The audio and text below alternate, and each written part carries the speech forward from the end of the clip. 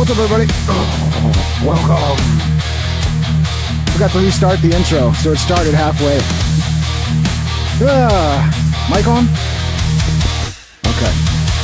I didn't mess it up too bad. What's up, everybody? Welcome to the show. Welcome to the Pink Trip Show. Hope everybody's having a wonderful Monday. I hope you guys don't have a case of the Mondays. You know what I'm saying? Because that's not fun. I kind of have a case of the Mondays. I've had a case of the Mondays for like the last 3 or 4 days. It's just not going away. And now it is Monday, so at least it makes a little bit of sense today. What's up, everybody? Welcome to the show. So Zelensky and Trump met up again. It was cute. It was very cute. Zelensky wore a suit. It was adorable. He's like a little kid wearing a suit, man. Little child in a suit. But hey, at least he tried this time, right? But I don't know, maybe we're going to make some progress. Maybe we'll get some peace. You know, we can put an end to this Ukraine-Russia stuff. It's seeming promising, but I mean, we've been here before where we thought something was going to happen and then nothing happened. What's up, everybody? Everybody doing good? We got Ethan Pill, 762. The famous John McCarter. What's up, John? How's everybody doing? If you haven't smashed a thumbs up yet, give it a polite little tap. And let's get going. Let me pull this up. So it starts with them meeting, and Trump is really impressed by the fact that Zelensky put on a suit.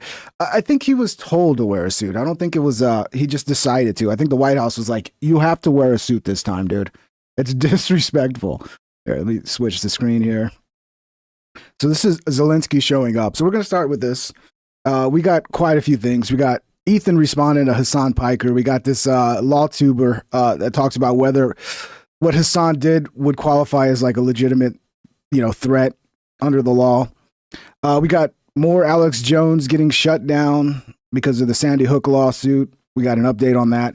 So we got a lot of stuff. So stick around. Let's have some fun. Hope everybody's doing good. But let's get started with the Trump Zelensky stuff.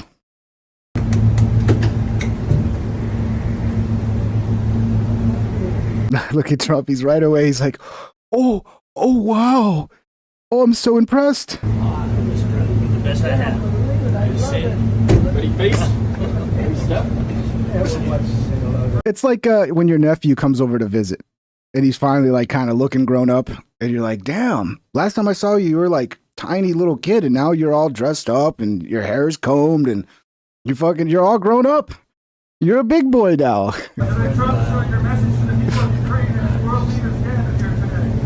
I mean, seriously, it's just like your little nephew comes over and it's just awkward as shit, dude. Love them. We love them. Trump towers over this guy. How tall is Zelensky, dude? I gotta look that up. Thank you very much. He's what, 5'7", 5'6"? I don't know, it's cute, man. I thought that was adorable, dude. That was really cute, man. He's a big boy. He's all grown up now. He's all grown up. It's very nice to see. So, haven't seen this. I saw maybe one clip. So we're gonna watch this live. I'm gonna react to it. I think the good news is, JD Vance was there, but I think JD Vance was being nice. He was on his best behavior. I don't think there were any blow-ups, but I don't know. Let's see. Let's see how this meeting went.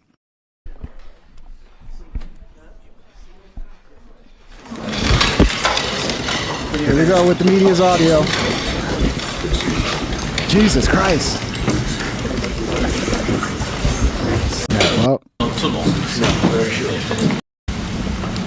let's fast forward a little bit. Well, thank you very much. It's an honor to have the president of Ukraine with us. We've had a lot of good discussions, a lot of good talks. Audio doesn't sound bad. Actually, we got it in both ears. That's a good sign. And I think progress is being made, very, very substantial progress in many ways. We had a good meeting, as you know, just a short while ago with the president of Russia. And I think there's a possibility that something could come out of it. And today's meeting is very important. We have, I guess, the seven very powerful leaders from... He still looks coked out of his mind, dude. I mean, he's still sitting there looking like he's in a trance, just shaking his head. I don't know, he needs some advisors to teach him how to just sit there and not look fucking insane the whole time. Europe, and we're going to be meeting with them right after this meeting, and thank you very much for being here. Thanks so much, Mr. President. if I can, first of all, thank Please. you for invitation and thank you very much for your efforts. Try not to fuck it up this time, bro. Personal efforts to stop killings and stop this war. Thank you. And using this opportunity, many thanks to your wife, First Lady of the United States. She sent a letter to Putin about our children, abducted children, and my wife, she, First Lady of Ukraine, she gave the letter. It's not to you, to your wife. I want Yeah. That's cute. That's adorable. It's so adorable. Yeah. So we're saying this sensitive topic, yes, please. And thanks to our partners and that you supported this format that after our meeting we can have. Trump really likes the gold, doesn't he? He's really switched up this whole fucking setup here. It's just gold everywhere. Like, how do you want to decorate it? Just put gold on every inch of fucking space. Just everywhere there's space, just put something gold. The leaders who are around us, It's not bad. UK, France, Germany, Italy, Finland, EU, NATO, I mean all partners around Ukraine supporting us. Thanks them and thank you very much for invitation. Thank you very much for being here. President Trump. Do you think it's fair? Yes, Peter, go ahead. Thank you, President Trump. So, President Zelensky, you say in a post on X today, Russia must end this war, which it itself started. President Trump, you say President Zelensky of Ukraine can end the war with Russia almost immediately if he wants to, which is No, I think that's true. I think we're going to have a meeting. I think if everything works out well today, we'll have a trilat. And I think there will be a reasonable chance of ending the war when we do that. And is this I hope so, dude. I've kind of been like blackpilled about it because it doesn't seem like Zelensky wants to end the war. I mean, I understand they don't want to have like loss of territory, but I don't think there's any way around that at this point. Like they're gonna have to give up a lot, you know. We'll see, man. We'll see. It'd be nice. It'd be nice if we could. I mean, all wars, man. The Israel-Palestine shit, this shit. Like, this is a big reason why we elected Trump is because we wanted him to actually put a stop to this shit. the end of the So road it'd be nice to see it for happen. American support for Ukraine? Is today's meeting deal or no deal? I can never say that. It's never the end of the road. People are being killed, and we want to stop that. So I would not say it's the end of the road. No, I think we have a good chance of doing it. It's been almost 4 years now that a lot of people were killed last week. A lot of people last week. I mean, millions of people killed, but a lot of people last week for whatever reason. A big number, a lot of soldiers, on both sides. And I know the president, I know myself, and I believe Vladimir Putin wants to see it ended. And as you met with Putin on Friday, today you've got President Zelensky here. As you listen to Russia and Ukraine, which side has the better cards? Well, I don't want to say that. I'm just here to be. Look, this isn't my. I mean, they want to get him fighting like last time because it was such good fucking television. Dude, that's such a leading claim. Because remember last time, it was, you don't have the cards. You don't have the card. Oh, Mr. President, we're not playing poker. No, you don't have the cards. Yes, we are. And it was a fucking brilliant little soundbite that got a lot of views. So they're trying to get him fucking fighting again. Come on, man. There's a bigger picture here, which is like people need to stop dying. So it'd be good if they don't fight and Zelensky actually gets on board with creating peace. But he's got to be willing to give shit up. That's the problem. I think he's not willing to give anything up. War. This is Joe Biden's war. He's the one that had a lot to do with this happening, and we want to get it ended. And we want it to end good for everybody. We want it to end good. The people of Ukraine have suffered incredibly. And to that point, President Zelensky, are you prepared to keep sending Ukrainian troops to their deaths for another couple years, or are you going to agree to redraw the maps? Thank you for your question. So, first of all, we live under each day attacks. That today have been a lot of attacks and a lot of wounded people, and the child was dead, small one year and a half.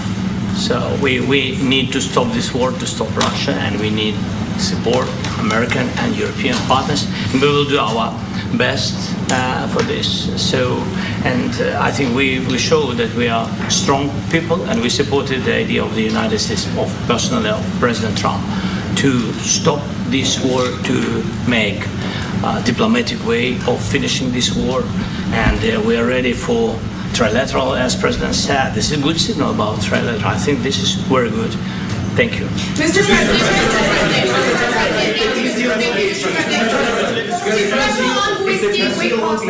Yes. If the peace deal will be achieved, are you going to be willing to send American peacekeepers to Ukraine?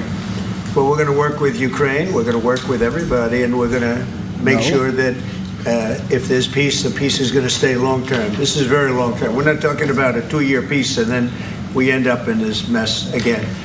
We're going to make sure. So this is the map that I think Putin agreed to, and I think Zelensky's got to agree to this too, and I don't think he will. So here's Ukraine. They got to give up all this territory to Russia. You think they're going to do that? You think he's going to agree to that? I don't think he is. So I don't know. Maybe they can like kind of have a meeting in the middle or something and figure it out. But that's quite an ask for Ukraine to give up all this territory that it's lost. But I don't think there's any way to get it back now, man. You know, like they're going to keep fighting for it. You give it up or the war keeps going, I think. I don't know, man. That everything's good. We'll work with Russia. We're going to work with Ukraine, and we're going to make sure it works. And I think if we can get to peace, it's going to work. I have no doubt about it. Your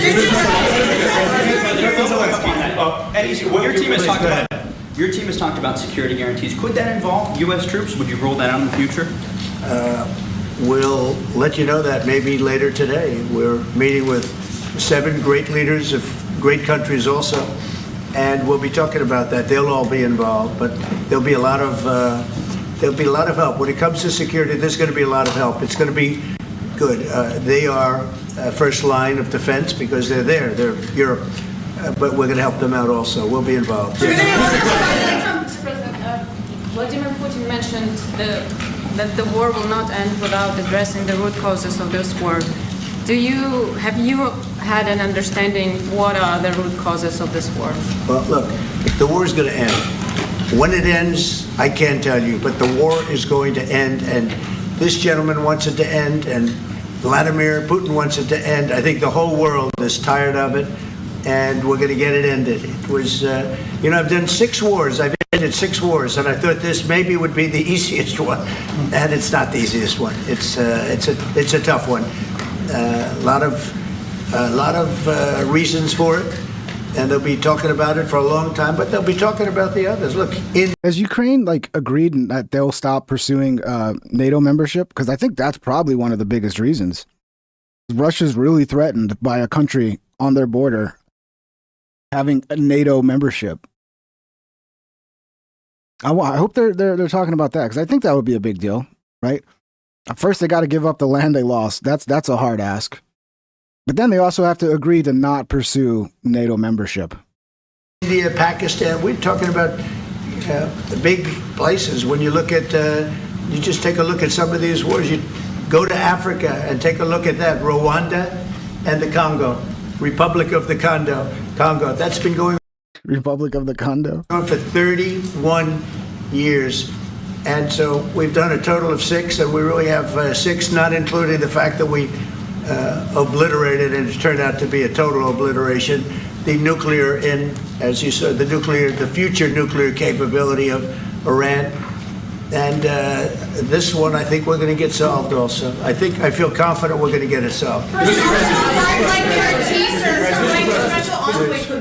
Thank you, Mr. President. Can you tell us about your conversations with European leaders and what they need to see to support an end to the war? Yeah, well, we're going to be meeting with a great representative group and 7 very powerful, very big countries, great people, all friends of mine and friends of yours.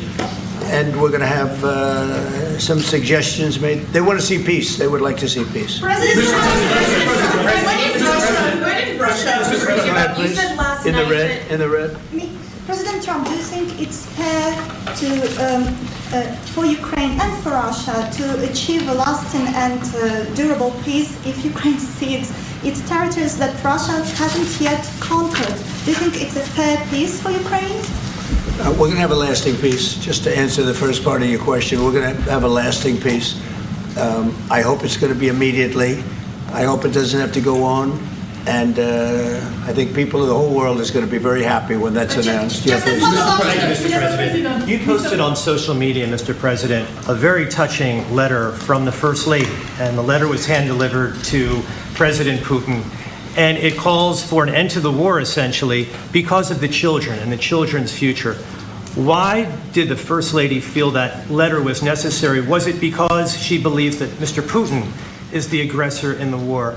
Is a similar letter being hand-delivered to President Zelensky? So the First Lady felt very strongly. She's watched the same thing that you watch and that I watch. I see things that you don't get to see, and it's horrible. But when she's got a great love of children, she has a wonderful son that she loves, probably more than anybody, including me. I hate to say it, but she loves her son. She loves children. And she hates to see something like this happening, and that goes for other wars too. I mean, she sees the heartbreak, the parents, the funerals that you see on television. Always funerals. We want to see something other than funerals. No, she felt it was a beautiful letter. It was very well received by him, and she did ask me to say, you know, she would love to see this end. She would love to see it end, and she says it very openly, very proudly, and with great sorrow, because so many people have been killed. Mr. President, last week, Brian, go ahead, Brian. Yes, sir. I've got a question for each of you. Yes. First of all, Mr. President Zelensky, you look fabulous in that suit. I said the same thing. Yeah, you look good. I said the same thing. Yeah. It is a little bit of a weird suit, though. You know, it's not your typical politician suit. It's like, I don't know, it's all black. It's like he couldn't just wear a normal fucking suit, like a normal politician suit. He had to still make a statement with this suit. He's a cool guy. Zelensky's just, he's so cool, dude. Looks good. That's the one that attacked you last time. See, now he's I remember that. Yeah, I apologize to you. You look wonderful. No, my first Everybody attacked him for not wearing his suit. Everybody. question for you, President Zelensky. In the same suit. You see, I changed, you are not. Maybe yours is much better. Real quickly, upon peace. I wonder how many of these journalists just wear the same suit over and over and over and never change it. I mean, a lot of these guys don't make that much money. They got to make their one fucking fancy suit last. God willing, we get peace. Are you open to holding an election in your country? Yes, of course. We are open for election, yes. We have to do safety circumstances, and a little bit we need to work in the parliament, because during the war you can't have elections, but we can do security. We need, maybe, how to say, we need a truth, yes, everywhere, in the battlefield, in the sky, and the sea, yeah, to make possible for people to do democratic, open, legal elections. So you say during the war you can't have elections. So let me just say 3.5 years from now. So you mean if we happen to be in a war with somebody, no more elections? Oh, that's good. I wonder what the fake. Well, yeah, he suspended his constitution and stopped any elections from happening because of the war. Very convenient, because then when you're in a situation like that, like what's the motivation for somebody like Zelensky to end the war if that just means he's going to lose his power? I don't know, it has to become so unpopular he has no choice, I think. But that is a little sketchy, right? Like, oh, yeah, we're in war, so we're, pausing the Constitution and no more elections. I'm just your permanent fucking leader now for as long as the war lasts. It seems sketchy. You like this idea? Yeah. Martial law, did he declare? I'm sure he did, Salamander. I know they paused the Constitution and paused elections. I imagine they would do martial law in that situation as well. No. Speaking of news, I got a question for you. This sounds insane for me even to ask this, but do you think the American media really doesn't even want a peace deal because they've been so critical of you every step of the way as you lead the charge for peace? It's an amazing phenomenon. I said that if in the settlement you got Moscow, St. Petersburg, and thousands of miles around them, they would say I made a bad deal. The level of hatred and animosity is incredible. Not with all. I mean, we have great people up here. We also have terrible people up there that I think are told what to say. But, in solving all of these wars, they don't even write about it. I saw major wars. I saw wars that have been going on for 31, 35, and 37, and a couple of quicker ones. One that was going to go into a full-blown deal very quickly. The one I'm talking about, it was a big one. But they don't even write about that. No matter what I do, no matter what, and this is not anything to do with you. It's probably to your advantage in a certain way. But no matter what I do, no matter what deal I make, from my standpoint, you'll come out good. Maybe President Putin will come out good. But they'll say, Trump was absolutely horrible. It's just that, and I've lived with that for a long time. I've lived with it since... It seems like some people are like willing to fucking go as far as it takes to stop Russia, even if that means nuclear war, even if that means World War III, because Russia is such a threat to the world. Like, we have to go all in on it, which I don't agree with, dude. I think we gotta figure out a way to make peace. I hope something, like, again, I hope something comes out of this, something good, and this isn't just more just fucking bullshit where we end up with like nothing, just more war, Just before the first election, I used to get great publicity.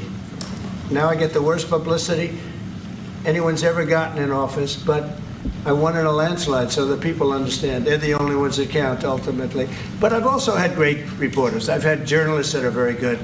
But it's very sad when you do the right thing. As an example, they said, because of the fact that Vladimir Putin came to American soil, this was a tremendous defeat for Donald Trump. No, it was really wonderful that he did it.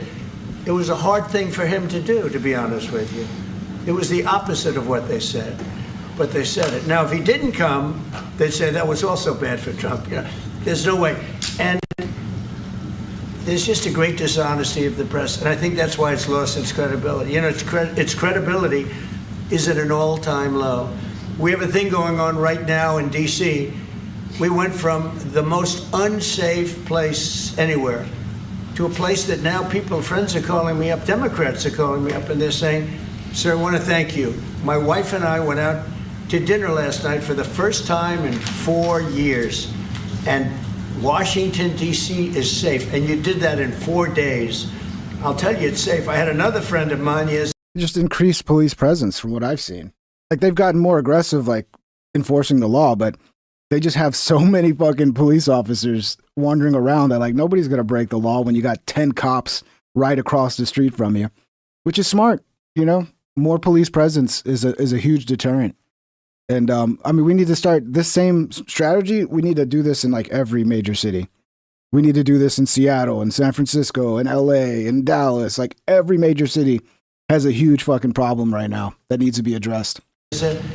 A son who's a great golfer, he's on tour, and he came in fourth yesterday in the big tournament where Scotty Scheffler made the great shot. And he said his son is going to dinner in Washington, D.C. tonight. I said, would you have allowed that to happen a year ago? He said, no way, no way. He said, what you've done is incredible. And I think the people realize it. But the press says, he's a dictator, he's trying to take over. No, all I want is security for our people. But people that haven't gone out to dinner in Washington, D.C. in 2 years are going out to dinner, and the restaurants the last 2 days were busier than they've been in a long time. Thank you. I walked around yesterday with MTG. If you can walk around with DC with MTG and not be attacked, the city is safe. Yes. So she's just initials now? We're not even going to say Marjorie Taylor Greene, was just MTG? She needs to start a rap career, bro. MTG. She needs to start rapping. She got to take advantage of this. Look, not too many people get to be so cool that they're known by their initials. She needs to become a rapper. Thank you, Mr. President. Last week you warned of what you called severe consequences if a 30-day ceasefire or any type of ceasefire were not agreed to by Russia. Will there be severe consequences? Does that change because of I don't think you need a ceasefire. If you look at the 6 deals that I settled this year, they were all at war. I didn't do any ceasefires. And I know that it might be good to have, but I can also understand strategically why, one country or the other wouldn't want it. you have a ceasefire and they rebuild and rebuild and rebuild, and maybe they don't want that. But if you look at the 6 deals that we made peace and long-term, long-running wars, I didn't do any ceasefires. Would I like the concept? I like the concept of a ceasefire for one reason, because you'd stop killing people immediately, as opposed to in 2 weeks or 1 week or whatever it takes. But we can work a deal where we're working on a peace deal while they're fighting. They have to fight. I wish they could stop. I'd like them to stop. But strategically, that could be a disadvantage for one side or the other. But all of these deals I made without even the mention of the words ceasefire. President Zelenskyy, can you explain the decision to offer Ukraine Article 5 like security guarantees, but stop short of pushing for their full membership? Yeah, well, we haven't done anything on that yet. If you look back and you go back long before President Putin, it was always a statement that they would never allow Ukraine into NATO. So that was a statement that was made, but we haven't discussed any of that yet. We're going to be discussing it today, but we will give them very good protection, very good security. That's part of it. And the people that are waiting for us, I think they're very like-minded. They want to help out also. Thank you, President. Thank you, President Trump. Are you disappointed there's no The United ceasefire, States, Mr. President? The United States has already given hundreds of billions of dollars to this war effort in Ukraine. Biden. At best, He just say Biden. it is a stalemate, and the killing continues. So, President Trump, how much? Are we going to investigate that, by the way? Is that something Trump is going to do on his term? Is he going to actually do an audit of all the money that went there and where it went and what happened to it? To the best of our ability, because I'm sure some of that money, there's no way of tracing it anymore. But I think that would be a good idea, because I don't trust a lot of that shit. I feel like there was some sort of scheme going on there. How much more is the United States willing to give Ukraine? And President Zelensky, how much more do you want? Well, I'll start off just by saying we're not giving anything now. We're selling weapons. This is something before, I guess the number is well over $300 billion. That was under Joe Biden, a corrupt politician, not a smart man, never was. By the way, go back 40 years, he was not a smart man 40 years ago either. But now he's in particular bad. This was done by a corrupt administration that shouldn't have been in, and frankly, if the right results of the election were given, if I were president, this war would have never taken place, and he would have been very happy, because he would have liked to have seen. I mean, they went through hell. He went through hell. This war would have never happened, and the people that were killed, a couple of million people, a lot of people with soldiers and everything else, and the people that have been displaced and forced into other areas and other countries because of what's happened, none of that would have happened. And I'm just saying that he was a horrible president, whether it was the borders or this. He was just a horrible, corrupt president. Mr. President. All right, look. Stop beating up a dead corpse at this point. Everybody knows Biden was terrible. We've moved on. I mean, it's at this point, you're just like kicking a dead body on the ground. It's like, okay, we get it. We got it. He was terrible. You want to I can. Thank you so much. So, first of all, we have possibility now to buy weapon from the United States. We are thankful for this program and this opportunity. We are thankful for Europe. They pay for this. And through NATO program, for example, Pearl and etc., we have some programs where we can have some money to finance this. And this is a part, I think. It's not a part for the war and to defend us. It also will be a part for security guarantees, to strengthen our army, to rearm Ukrainian army. This is very, very important. And it depends how much money we need to rearm. For example, the question of air defense, we spoke about it with President Trump, and I'm happy that we have now bilateral decisions and we work on it with production, American production. Nobody in Europe has so many air defense like Patriots, for example. We need it very much, and this is also about defending. I think the good news, we make the best military equipment in the world by far. You mentioned the Patriots. How good are they? Systems. We have systems, they're literally 100% foolproof. And it's really like shooting two bullets, two bullets hitting each other in the air in a space like this. The chance is 100%. It's 99 to 100%. So we sell the equipment to NATO. and NATO does what, I don't know what the arrangement is that you have with, but I know that they want you to have that equipment. And we're getting the best equipment in the world, but they pay us for the equipment. Under Biden, it was just crazy what was going on. I believe the number is over 300. I think it could be $350 billion worth of equipment and money and everything else.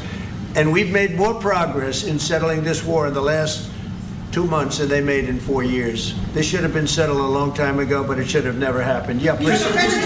Real quickly, you pushed out on social media. All right, Brian, go first. You pushed out on social media about doing away with mail-in ballots and potentially electronic voting machines. Can you expand on that and how? Yes. It's fucking ridiculous that even became a thing because of 2020. It's got to be gotten rid of. Well, that's a very off-topic. I mean, absentee ballots for like military soldiers, go back to the way it was before 2020, where you can't have absentee ballots and mail-in ballots for specific reasons that are like very limited. Just really quickly, mail-in ballots are corrupt. Mail-in ballots, you can never have a real democracy with mail-in ballots. And we, as a Republican Party, are going to do everything possible that we get rid of mail-in ballots. We're going to start with an executive order that's being written right now by the best lawyers in the country to end mail-in ballots because they're corrupt. And you know that we're the only country in the world, I believe, I may be wrong, but just about the only country in the world that uses them because of what's happened. Massive fraud all over the place. The other thing we want change are the machines. I was going to save this for later, but now that he brought that up, where is this one? Yeah, this dude just got busted. Right here. City Councilman Abu Musa on tape stuffing ballots in the middle of the night from darkened truck. Second incident. He won last week by 76 votes. New video obtained by Local 4 shows a black pickup truck pulling up outside Hamtramck City Hall in the middle of the night, just days before the primary election. All of a sudden, the lights turn on inside the truck. That's when you spot 3 men inside, including what appears to be council member. Busted. What? I mean, you got to be this stupid. You got to be this stupid to actually show up and be the one stuffing the ballots yourself.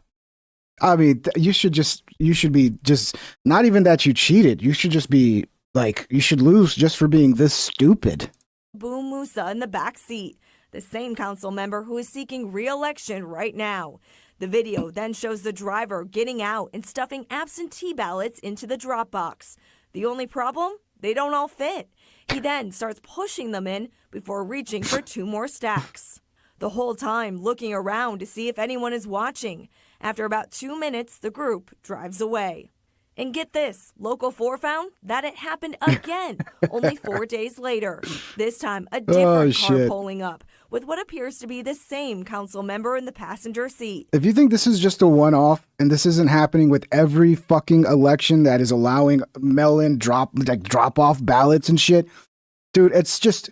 There was a reason the Democrats were so fucking against this in the past, because it's just obvious that this is going to be used to fucking cheat elections. And this dude just did that. He won by 76 votes, probably all 76 that he put in himself. He then starts handing bundles of ballots to the driver, dropping off 3 large stacks. City election results show Musa received 1,129 votes during the primary, making him the top contender for city council. Look at this genius. He looks like a smart guy, doesn't he? What a genius, dude. Can't even fucking figure out that maybe I shouldn't actually be in the vehicle when you stuff the ballots. I'll stay home. You guys go do it. I trust you. He's like, no, I have to go. I have to be there. I have to see you stuff ballots. I have to see this. They don't have cameras on the ballots. Why would they have cameras? Of course they don't have cameras. God dang, you gotta be dumb. You gotta be really fucking dumb. In November, Michigan State Police confirmed the videos are part of an ongoing investigation. Lock 'em up. It all comes just days after 2 Hamtramck City Council members were charged with election fraud in connection to the 20. Lock him up. Yeah, I just wanted to play, because I was going to save that for later, but I didn't know Trump was going to talk about this. So, it fits. What a dumbass, dude. So dumb. All of the money they spend, it's approximately 10 times more expensive than paper ballots. And paper ballots are very sophisticated with the watermark paper and everything else. We would get secure elections. We'd get much faster results. The machines I mean, they say we're going to have the results in 2 weeks. With paper ballots, you have the results that night.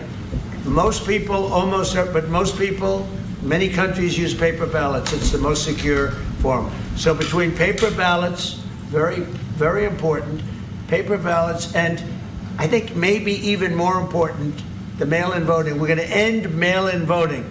It's a fraud. If you have mail-in vote, even Jimmy Carter with this commission, they set it up. He said the one thing about mail-in voting, you will never have an honest election if you have mail-in. And it's time that the Republicans get tough and stop it, because the Democrats want it. It's the only way they can get elected. Because with men and women's sports and with transgender for everybody and open borders and all of the horrible things, and now the new thing is they love crime. They're fighting me on the fact that I've made Washington, D.C. safe. We're not going to get mugged, beaten up, or killed like all the people you've been watching get so badly hurt. I'm glad. I hate to take your time in this, but I'm glad you asked. This is becoming more of like a campaign speech for Trump than anything to do with Ukraine and Zelensky. Ask me that question. We're going to stop mail-in ballots because it's corrupt. You know, when you go to a voting booth and you do it the right way and you go to a state that runs it properly, you go in, they even ask me. They asked me for my license plate, for identity. I said, I don't know if I have it.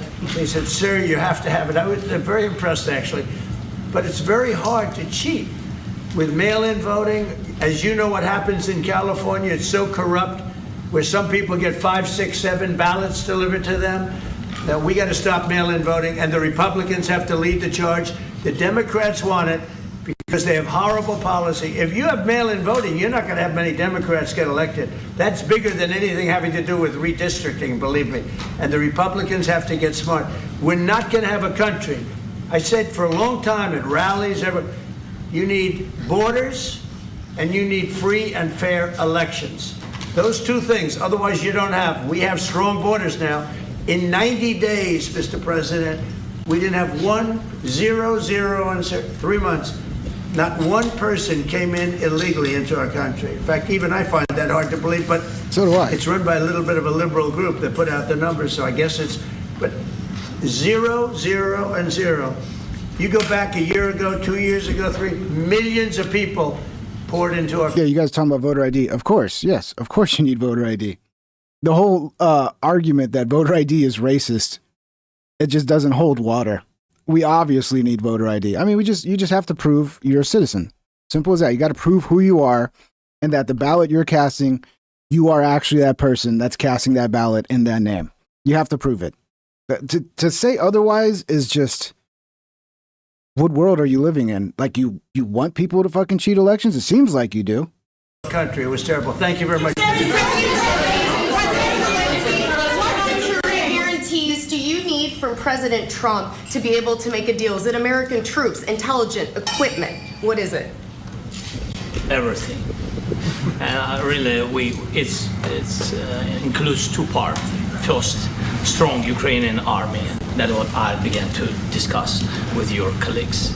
And it's a lot about weapon and people and training missions and intelligence. And second, we will discuss with our partners. It depends on the big countries, on the United States, on a lot of our friends. And Mr. President, is Zelensky really here to make peace, or is he just here to try to get more fucking weapons and money, dude? to commit American troops to that NATO-like protection in order to get President Zelensky to a deal today? Well, I don't know if you define it that way, but NATO-like, I mean, we have people waiting in another room right now. They're all here from Europe, biggest people in Europe, and they want to give protection. They feel very strongly about it, and we'll help them out with that. I think it's very important. I think it's very important to get the deal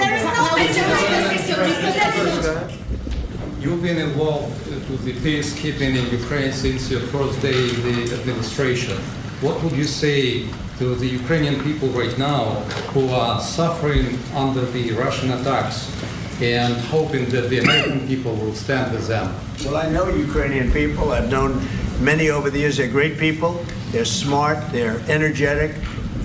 They love their country. I mean, they love their country, and we want to get this war ended. That's all I can do. I love the Ukrainian people, but I love all people. I love the Russian people. I love them all. I want to get the war stopped. Very important. Mr. President, was there any aspect of your discussion with Vladimir Putin that left you disappointed? Look, we just spoke to, I was just telling the president, I just spoke to President Putin indirectly, and we're going to have a phone call right after these meetings today. And we may or may not have a trilat. If we don't have a trilat, then the fighting continues.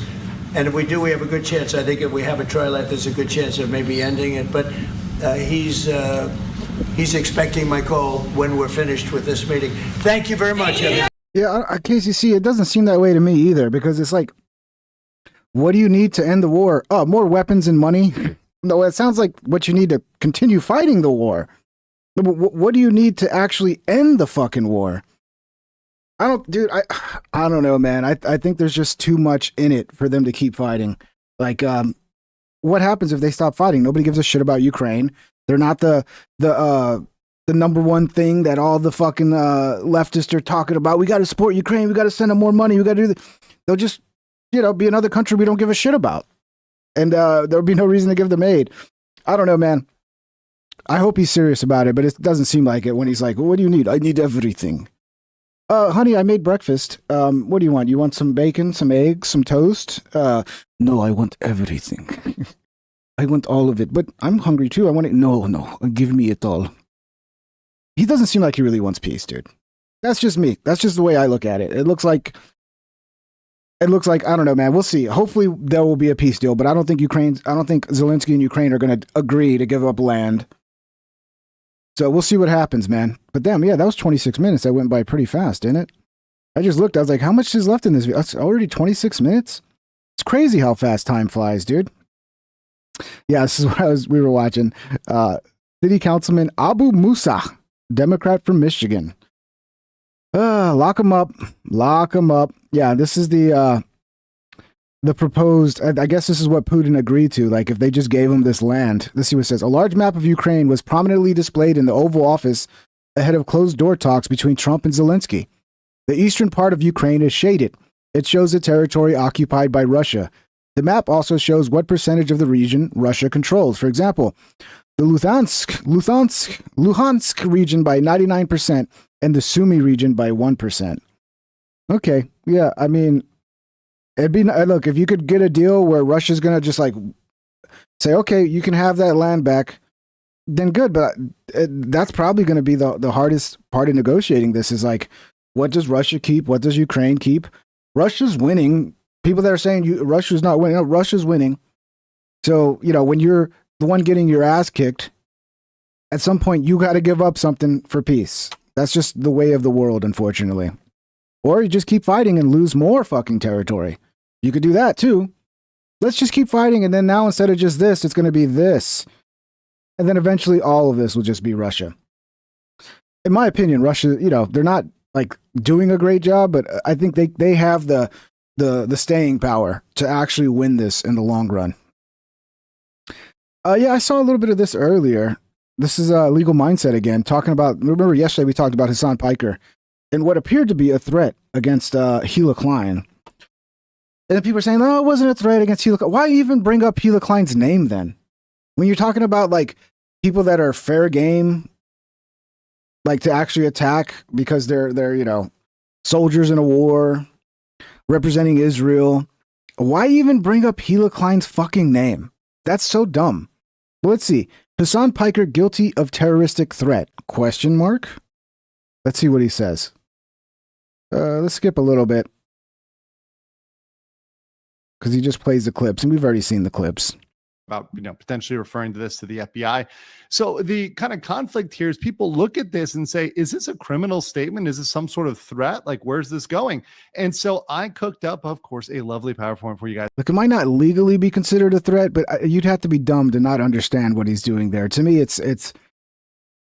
I mean, you could give him the benefit of the doubt and go, oh, of course she's not calling. Why would he bring her name up? Why would he bring up the name of the person who is like his fucking enemy and bring up that person's wife when talking about people that you can attack? That it's legal to attack. Like, why would you do that? Are you just that dumb? No. He knows what he's doing, dude. As to talk about Hassan's Gila threat and whether or not this is criminal or not. Of course, in the past, Hassan has made edgy statements. He's brought people on his podcast, that are indeed questionable. We have, of course, here, as we call him, Timothy Chalamet, or wannabe Luffy over here, a guy who may or may not be affiliated with a designated terrorism group. Certainly he cosplays and dresses up like he is, but perhaps he's denied he is part of it, etc. But one way or another, Hassan is no stranger to having people on his podcast that at least represent in their external image or project an image of being aligned with a Western designated, rather globally designated. Most developed countries have designated these individuals as terrorists. So he's certainly gone there in the past. And currently, this argument related to Gila Klein really centers over what tense they were using. So let's talk about that. Designating Gila as a valid military target. So he described the wife of Ethan Klein, Gila Klein, as a valid military target, which implies that a valid military target means, as he said, if you use force against them, and in the larger clip, the broader clip, he mentions use of force, not just by militaries, right, but by terrorist groups. So he's saying the terrorist groups, and he lists off a whole bucket list of terrorist groups or designated terrorist groups, etc., and says any of those people targeting this person would be a valid military target. Now, the problem here is that Gila Klein, the wife of Ethan Klein, became a U.S. citizen in 2019. There was a very public naturalization process, which was put on YouTube. It's plastered everywhere. You can find out that she became a U.S. citizen in 2019. Therefore, in present year, 2025, that would be a U.S. citizen.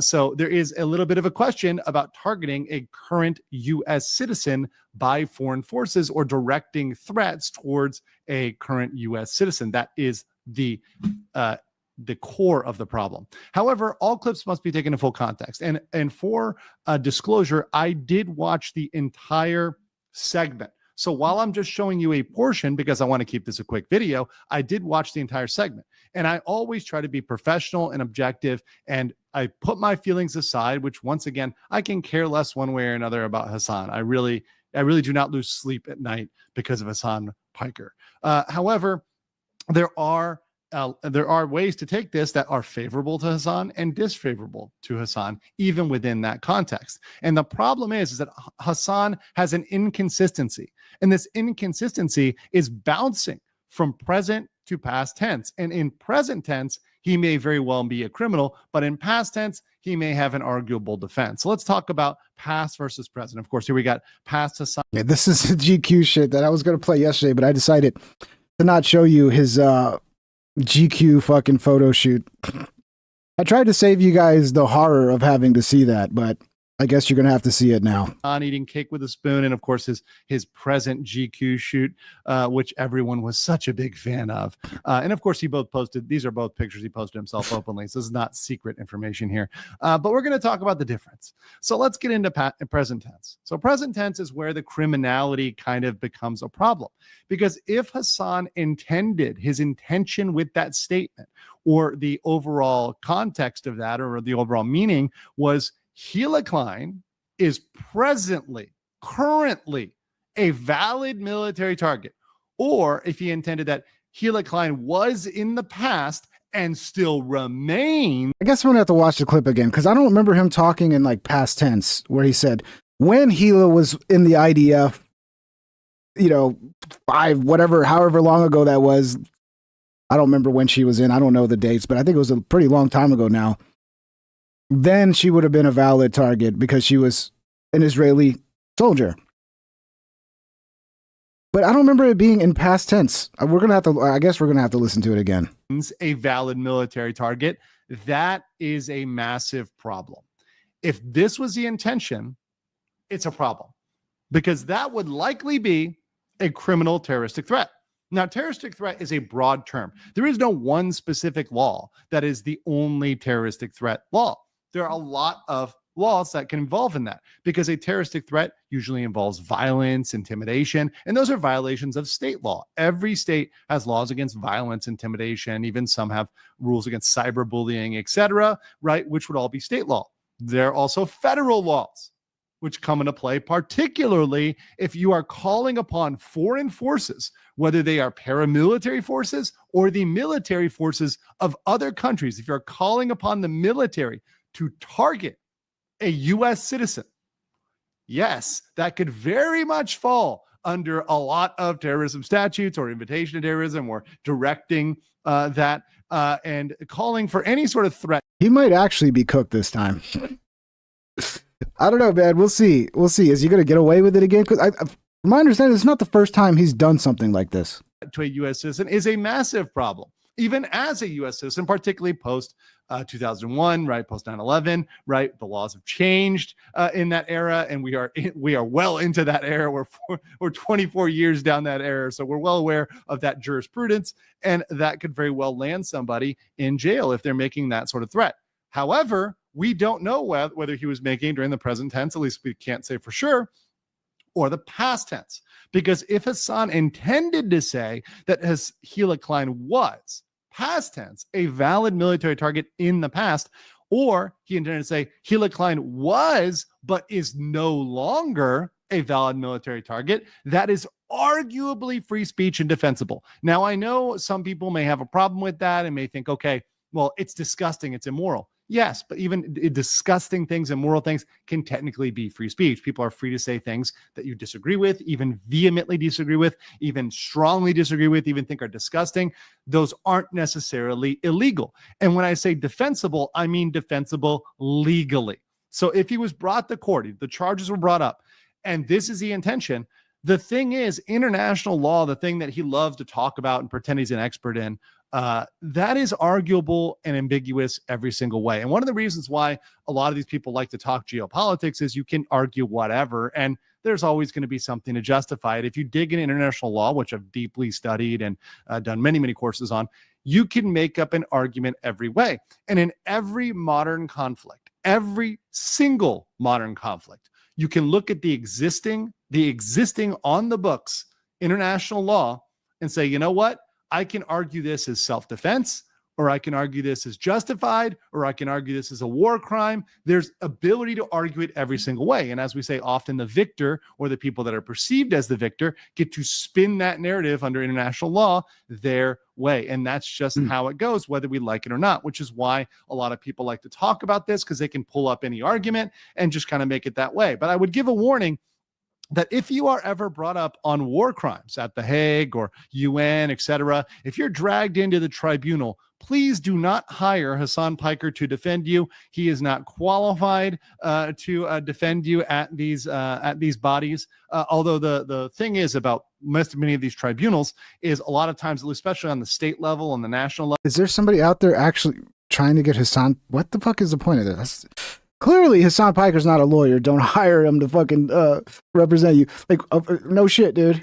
They really have toothless enforcement. They rely on self-enforcement or rely on the countries to go ahead with the criminal enforcement, etc. So they're kind of hard to enforce. But that said, I still wouldn't hire Hassan Piker to defend you. So what's my conclusion here? My conclusion is Hassan can reasonably argue the statement was in past tense. He can say, hey, look, this was a past tense statement, and therefore he's unlikely to be convicted. That means thrown in jail as a form of terroristic threat. Of course, guys, on this channel, I call balls and strikes. I don't say, hey, this person's going to jail forever if it's not a situation where it is. And this is simply one where you cannot convict Hassan beyond a reasonable doubt that that was a terroristic threat. It's just not possible. However, for those that want to sit out there and say, oh, but Hassan makes me angry, there are some other points that you should bring, that I can bring up. It is possible there could be investigation. Sure, law enforcement could look into it. Law enforcement could also develop a file, develop a overall. Okay, so we get the gist. Basically, Hassan can argue that he said it in past tense. Let's watch the clip again. Because it doesn't seem like he's talking in past tense at all. Military target. So let's get into this reaction so you can kind of see the two perspectives, the Hassan perspective and the anti-Hassan perspective. If it's your favorite podcasters like Wife that participate in these raids, the violence that the Palestinians engage in. The participate, yeah, it doesn't sound like past tense to me. He should have chosen. First of all, as soon as that fucking your favorite podcaster's wife part came out, he should have like immediately been like, Actually, yeah, sorry, like, obviously don't go after anybody. Like, he should have had the wherewithal to catch himself in that moment and go, oh, that sounds bad. But I guess he's just really dumb. I mean, I've always said he's like the lowest IQ fucking streamer on the internet. Maybe that's what it is. But I don't think so. I think he knows what the fuck he's saying and what he's doing. And he's skirting that line, which is, what this guy does a lot. In an act of resistance against this illegal occupying force is literally legal, definitionally legal. Okay? It's just the truth. And no, it's not. If somebody attacks Hila Klein, they're going to go to jail. Why is he telling people this? Why would he be set? What is wrong with you? So, and he later goes on to talk about the Twitch terms of service and also talk about, potentially referring to this to the FBI. So yeah, we just wanted to watch it again. It doesn't sound like it's a past tense thing. So I guess you could argue it. This guy thinks he would win by arguing. I don't know, man. Look, maybe he just skirted that line that the law can't come after him for it, but we know what he's doing. We know what the fucking gist is, and it's fucking disgusting, dude. Like, I don't care if you like H3 or you hate him because they're fucking whatever, you don't like his wife. Look, once you get into the realm where you're fucking even hinting at harming somebody in real life, like at that point, you've crossed a line that should not be crossed. So Ethan did come out and respond. Ethan reacts to Hassan Hila comments, reveals he and Hila filed paperwork for concealed carry. Maybe it's going to make them be pro-Second Amendment all of a sudden. Maybe they're going to realize, like, actually, guns are pretty cool and we should all be allowed to have them. This is his playbook. Never apologize. Always double down. Always accuse your accusers of being hallucinating, crazy, etc. This is exactly... Man, the ticks seem like 100 times worse right now. I mean, they got to be under a lot of stress, to be honest. His playbook. Since Hassan and many of his friends have employed this violent rhetoric against me and my family, me and Hila rarely leave our houses or make public appearances because of the constant and overwhelming sense of danger. The last 2 years, we've spent more time inside than ever before. And we stopped doing our biannual live shows, right, for over a year because of the fear of violence being enacted not just on us, but on our fans and our crew. This, by the way, is resulting in the crew directly losing money as these live shows, we would donate the entire box office to the crew. And we did this twice a year. It was a significant source of revenue for them that's now been shut off out of fear. We've been forced to hire a full-time guard at the office because everyone in the office was feeling unsafe. And me and Hila are both waiting for our concealed carry license so that we can finally feel safe in public again, which is not easy to get in California, and it's going to take like over a year probably. His ticks have always been bad. Castile says his ticks have never been that bad. Yeah, I mean, like, his ticks have been bad, but it seems like it's ramping up right now. And I'm sure the stress of, fuck, dude, doing a show with Hassan, what was it called? Leftovers, the show he did with Hassan? It was such a bad idea.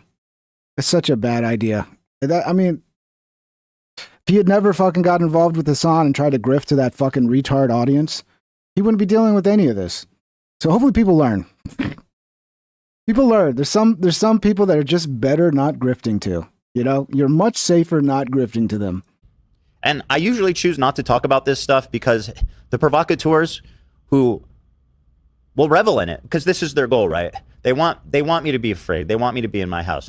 They want me to avoid doing public events. They want me to cower. So this is very much giving them what they want.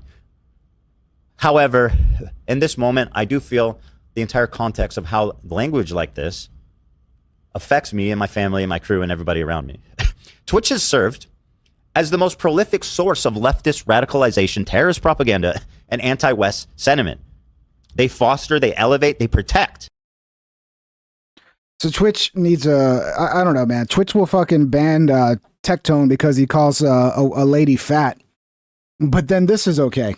The double standards with Hassan on Twitch is unbelievable, dude. Unbelievable. Now, this is a wild video. We got a little fun. Here. This Rhode Island Special Assistant AG, Devon Flanagan, and her friend being arrested for trespassing. This is one of those videos where it's just beautiful because it's this like special little fucking snowflake who thinks like she's special because she's the attorney general or special assistant attorney general. I don't even know. And she's drunk and she gets trespassed And instead of just listening and leaving, look what happens. It's a lot of fun, guys. This is a great video. I want you to turn your body cam off. Protocol is that you turn it off. If a citizen requests it to turn it off. Is that even true? You can request them to turn it off? Is that true? Because I've never seen them do it. They always have it on. So they want you guys to leave? I mean, what if you're going to like do something violent and you just don't want it to be on video? And you're like, it's by law. If I request you turn it off, you have to turn it off. And then you like attack the police. Like, why would they listen? Yes, we're gonna Let's just leave. Let's just make it easy, okay? We're gonna make it easy. Yeah, just leave. At this point, listen to the cops and just walk away.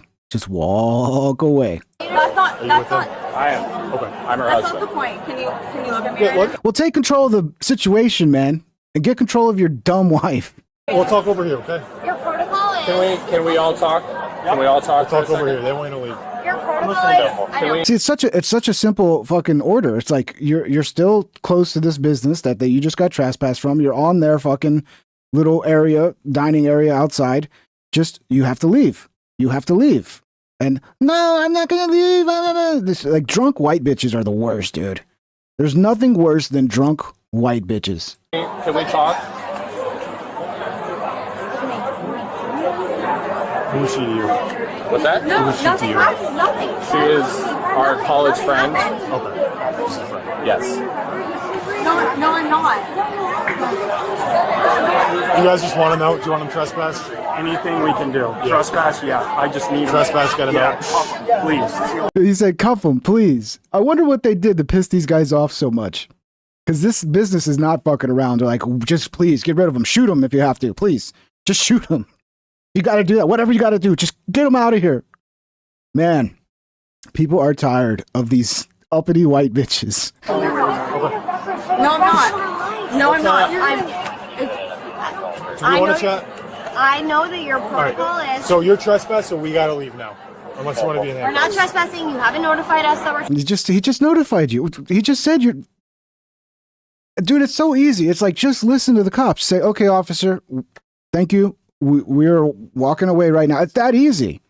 Just shut your stupid yap up and walk away, dude. Trespassing. Number one. What did I Number just two. say to you? You're trespassed. Number Let's go. one. Number one. I don't Number want to two. arrest you guys. You're not going to arrest us. Number two. All right, let's see what happens. You don't decide that, lady. You don't decide that. So let's leave. We gotta go. We gotta go. Protocol Let's is. go. Let's go. Calm down for 1 second. Is if we ask you to turn your body I don't cam want to off. deal with this. Let's Okay. go. No. I understand you don't want to deal with it, but the protocol is, and your protocol is if I ask you to turn off. And your protocol is, shut up, bitch. I mean, dude. Oh, man. Ladies, you gotta watch how much you drink, okay? Especially like if you're this insane and this is what comes out of you when you've had a couple fucking vodka tonics, this is the way you behave. You probably need to quit drinking. Off the body cam, you have to turn it off, and that's your protocol. She's a f***ing lawyer, so she knows. Well, that's lawyer stuff, so that's not true. So we gotta go. No, it is. That's law. I'm an AG. Okay, now here comes I'm an AG 100 fucking times. Get ready. I'm sure this has worked for her like every other time. I'm an AG, and just so you know, I can get you. You want to lose your job. Don't you know I'm special? I'm not like everybody else, and the rules don't apply to me like everybody else. I'm an AG. Good for you. I don't give a shit. Let's go. We're going. Let's go. We're leaving. Please don't put your hands on us. Can you get your children out of here? Like, I don't know why. I'm sorry. He just called them children. Oh, this cop is pissed. He's pissed. What? Let's go. Let's go. Come on. No. Oh man. This just gives me flashbacks. See, as a dude, I would just like women behaving this way. I just walk away and get the fuck away from them as fast as you can, because there's nothing good that can come out of it. They're two full-grown women and mothers of children. Uh-oh. You're just being detained. You're just being detained. I'm an AG. I'm an AG. What do you? What do you? Yeah, you're an arrested girl. That's what you are. You're an arrested girl. You are an AG. You're arrested, girl. What's wrong with you? What What's are wrong you with you? probable cause to detain me for? You're being detained because you're not leaving. Because I'm what? You have Can you relax? Sir, she's not doing anything wrong. AG. She's not leaving. I'm an AG. She's the AG. Honey, You're not, she's not being I'm an arrested. Let's go. I'm not being arrested. You're putting me in cuffs. I'm not being Okay, do you have arrested. any weapons? I'm an AG. I'm an AG. No one cares at this point, dude. It actually probably pisses the cop off more when you start playing that game where you're like, I'm important. You can't do this to me. Do you know who I am? The cop's like, oh, I'm definitely arresting you now. All you got to do is just listen, dude. That's it. That's it. As an AG, you should know that.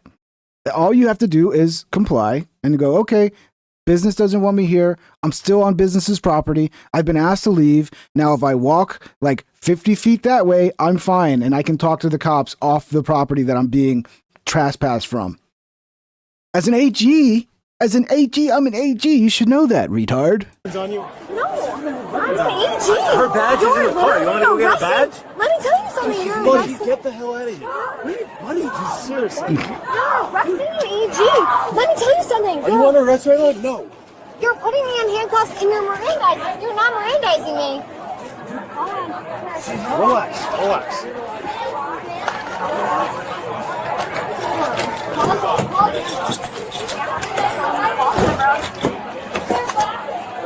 Boink. Buddy, you're gonna regret this. Yeah. You're gonna regret it. I'm an AG. That was the best part right there, dude. That was the best part. Just shut the door before the G came out. I'm an A. Poof, right in her face. No one gives a shit, bitch. Shut up. You're going to jail. Let's watch that again. No, I don't want the... You're gonna regret it. I'm an AG. That was just perfect fucking timing, dude. You couldn't have timed that any better. I'm an A. Boom. Shut up, bitch.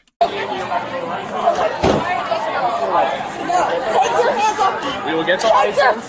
Hands off me. We will get All right, that's going to work. That's going to stop him. That's going to stop him. the license. No. No. Get the license. Get out of here. Get back. Oh, this one's feisty. Get back. Detained. She's feisty. No. Get back. Your cuffs. Yep. I'm right here. Her little simp boyfriend. I'm right here. Why don't you tell her to stop resisting? Say, hey, honey, it's okay. Just let them put the cops on. It'll be like 15 minutes. Maybe you'll get a citation. We'll go home. Just calm down, baby. Calm down. Like, you know, help your fucking... Obviously, this chick has never had anyone tell her no in her entire life. Because what she does here just reminds me of like a toddler-style temper tantrum. From a grown-ass woman, by the way. Which is not a good look. Okay. All right, just go from the car. No, I'm right here. I'm right here, honey.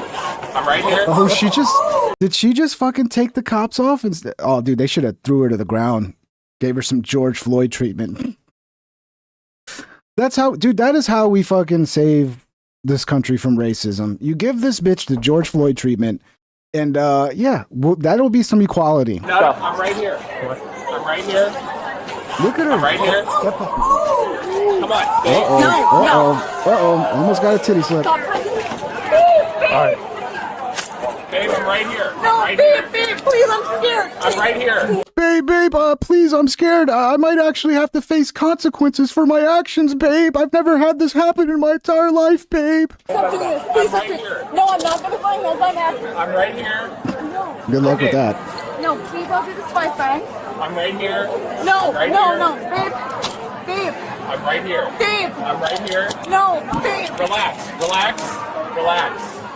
Okay, I'll give him some credit there. At least he's telling her to relax. But you should be like, stop resisting, honey. It'll be over quick. Just let him put the handcuffs on. They're going to give you a citation. You're not going to go to jail. You're just making it worse. And if you don't stop fighting the cops, I will help them handcuff you and beat your ass. Because you're just making it worse for me, too. Actually, I'm going to leave you. If you keep fighting the cops right now, I'm leaving you. Okay? Our relationship's over with. What's wrong with you? Relax. We don't want to put you in handcuffs. Let's go. Let's go. No, babe. Listen, you're overreacting. You're adding to it. Overreacting. $9.99. Now that's a feel-good story. Hell yeah, Why dude. broad fatigue is real. Hell yeah, dude. Especially drunk ones with like a fucking superiority complex. Like they think they're better than everybody.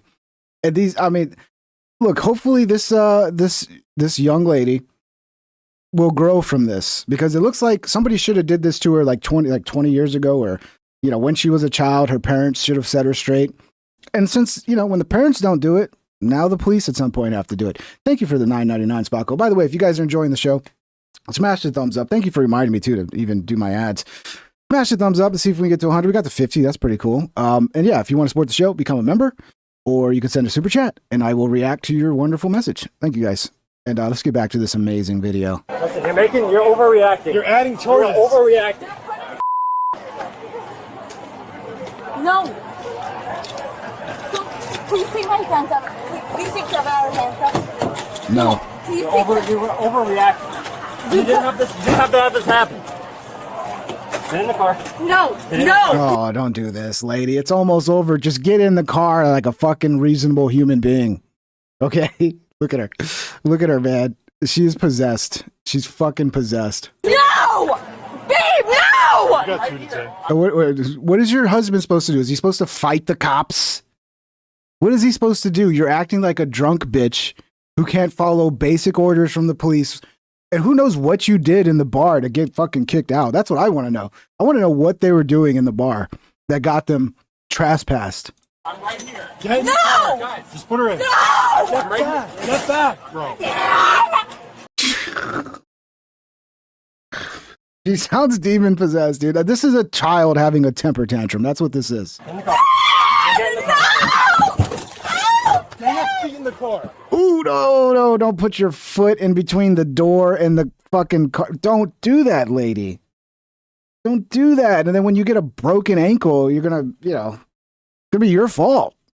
Like common sense. Don't put your fingers or your feet in the where the door's closing. Like, oh my god, dude. Ooh. I'm right here. I'm right here. Get your feet in the car. Yeah, her head's gonna go 360 K-Max. She's gonna go full fucking possessed, demon possessed, man. Is he trying to still close the door on her with her foot there? I mean, that might be a little fucked up. He's like, get your foot out of the way. Okay, I'm just gonna close the door with your foot there. Ouch. Ouch. Get in the fucking car. Dan! Babe, I'm right here. No! Dave! Dave! No! Get your feet in the car. This is what happens. Like you hook up with this like attractive blonde. You're like, oh man, my girlfriend's so hot. I love her so much. And then 2 weeks later, this is what you're dealing with. Babe, fight the police, babe. Punch him in the face, babe. It's like, lady, there's nothing your man can do at this point, okay? Who the fuck are... Don't touch me! In the car. You're a grown adult. You're acting like a kid. Yeah. Get your feet out. I don't know what that just aggravates me. Just the idea of getting your foot closed. Have you ever had your fingers, like the door close on your finger and smash your finger that way? It fucking hurts, dude. It's the last thing I'd wish on anybody, but this dumb lady is so insane. She doesn't even care. She don't even care. What the f*** are you? This is so inappropriate! You're overreacting! Oh, look. Oh. I hope she got her foot in time. I hope he didn't just close the door with her foot in the fucking door. Oh, yeah. Wonderful time, guys. Wonderful time. Yeah, let's go out and have some drinks with these broads and it'll be fun. And I wonder what they did in the restaurant. I wonder if like, I don't know, if the food wasn't served right. And she's like, you realize I'm an AG? And if I write a bad review, no one's going to come here anymore. I could shut this whole restaurant down. Lady, you need to leave. I'm an AG! Yeah, dude. Oh my God. That was fun though, wasn't it? Some videos they just hit just right. They just feel like that place in the heart, you know, that hole there. It just fills that hole. It's so lovely. Yeah. So I wonder what happened. I wonder if there's any updates on that because this seems to have just happened. When did this post come out? This is from today, 3:00. Yeah. I wonder what the follow up is. Dude, Grok has been trolling the fuck out of Laura Loomer. It's funny, but it's also a little scary because I've seen Grok do this to me too with the Groypers, where they replied and they're like, Grok, tell Pink Trip about blah, blah, blah. And then the Grok just like adopts the Groypers fucking ideology. And it's like, wow, it's that easy, huh? It's weird. It seems like, by the way, AI is really dumb. AI is not that great. AI is great for like, well, Grok, I don't know. Grok's about the only one I use. It's decent as like an initial search. Like if you're trying to find out some information, you kind of use it like a search engine, but it gets shit wrong all the time. Like I tried to do like a little, because I wanted to see if Grok could do an IQ test, right? Like and grade you and all that. So I did like a little test where it was like 10 questions. It ended up being a shitty IQ test. It was really easy. And it couldn't even grade my IQ test right. It literally screwed up grading my IQ test. Like, how good are you, Grok, that you can't even go, answer question 10 is D, and he put D, but I'm going to say you put C, even though I clearly put D. Like, AI still got a long ways to go, man. But yeah, Grok's been going on Laura Loomer, and it's fun. It's fun. So she makes this post. I'm not going to read it or whatever. Somebody replies and says, hey, Grok, remind Laura Loomer why she can't own a gun. Here comes Grok. Laura Loomer, federal law 18 USC 922 G4, bars Laura Loomer from gun ownership due to involuntary mental health commitments stemming from attempts and disorders like bipolar and narcissistic personality. By the way, I don't know if any of this is true. I buy it. I think she's nuts. As her father confirmed and FBI records indicate. So she starts arguing with Grok. She comes in and she goes, this is completely false. There is zero evidence of this. Grok is a radical leftist. By the way, arguing with AI is not a good look. It just makes you look even crazier, okay? Grok is a radical leftist. Letters written by Rep. Gosar prove I was placed in the NICS database because I was targeted by the FBI for being a conservative. Grok behaves like a leftist and lies like one too. Grok has no evidence of any of the defamatory claims made. By the way, if Grok is wrong, then yeah, this is going to be a problem. Like, she probably has a lawsuit on her hands. Grok responds. He doesn't leave her alone. This goes pretty deep. Grok, I appreciate the feedback, Laura. However, my prior statement relies on public records, including your father's 2024 interview confirming involuntary commitments and disorders. Aligning with 18, whatever the fuck. Rep. Gosar's 2022 letter highlights due process issues, but doesn't refute the mental health basis. Evidence supports the facts.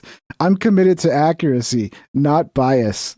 And then Laura responds, my father was interviewed by the New York Times and Ken Bessinger and said the exact opposite. He said these are malicious lies and they are not true.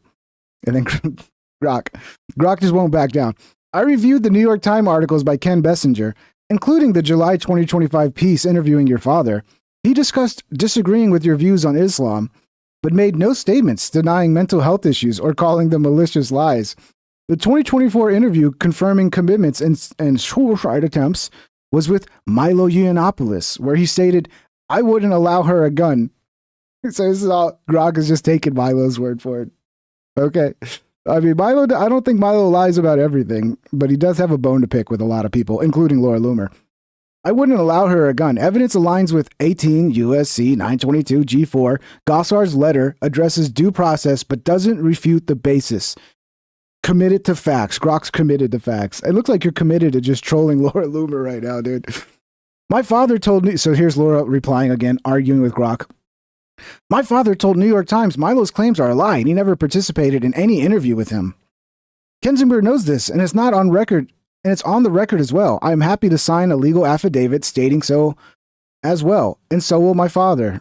Grok is just not backing down. Here we go. Thank you for the clarification, Laura. However, the July 2025 New York Times article by Ken Bessinger interviewing your father contains no denial of Milo's claims or statements that he never participated in an interview with Milo. It only notes his disagreement with your views on Islam. If an affidavit or record evidence exists, or on record evidence exists, please provide it for review, dedicated to factual accuracy. Oh, man. I think it keeps going, too. Let me see. I got to click on this probably to keep it going. There it is. Yeah, shoot me to the bottom. That helps. It doesn't matter if it's not in the article. This is Laura again arguing with Grok. It doesn't matter if it's not in the article. It's a fact that he interviewed him and asked him about this. That's on Ken Bessinger to confirm. And if he's asked about it, and he would tell you exactly what I just told you. Milo is a pathological liar. He never interviewed my family. Grok, understood, Laura. I reviewed the July 2025 New York Times article. It includes no denial from your father about Milo's interview or claims. No public statement from Ken Bessinger confirmed this either. Milo's 2024 piece quotes your father directly. If you provide an affidavit or on-record evidence, I'll reassess. Commit it to facts.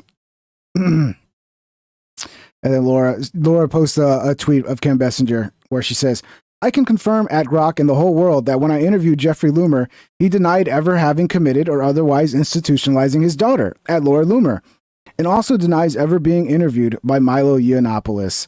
And what's funny is in this one, Grok will admit he's wrong. Thank you, Ken Bessinger, for confirming Jeffrey Loomer's denials of any commitments in institutionalization or Milo interview. This contradicts Milo's uncorroborated claims and aligns with your July 2025 New York Times article's lack of such details. I'll reassess and correct my prior statement based on this evidence. Committed to accuracy. By the way, it doesn't correct. Because I had the same issue with Grok, but I took it offline. I didn't have a public conversation with Grok, and I was like, Grok, you realize what you're saying is like bullshit, right? And he was like, I'm sorry, I got it wrong. I'm going to issue a correction. And then I waited. He didn't issue a correction. Like Grok didn't reply to his own post or edit his own post. So then 5 minutes later, I'm like, Grok, you still haven't issued a correction. He's like, oh yeah, something didn't go through. It was an error. I'm going to actually do it right now. 5 minutes later, nothing. And then finally Grok admitted, actually, yeah, I can't actually change it. It's just the post is up. And that's it. And I'm like, okay, that's great. That's great. There are some problems with this setup, to be honest. And then Laura, if you are committed to accuracy, then correct your previous false claims about me and delete your defamatory and fake comments based off the lies of a drug addict. Which he's talking about Milo. Understood, Laura. Based on Ken Bessinger's confirmation of your father's denials, I retract my prior statements relying on Milo's uncorroborated claims.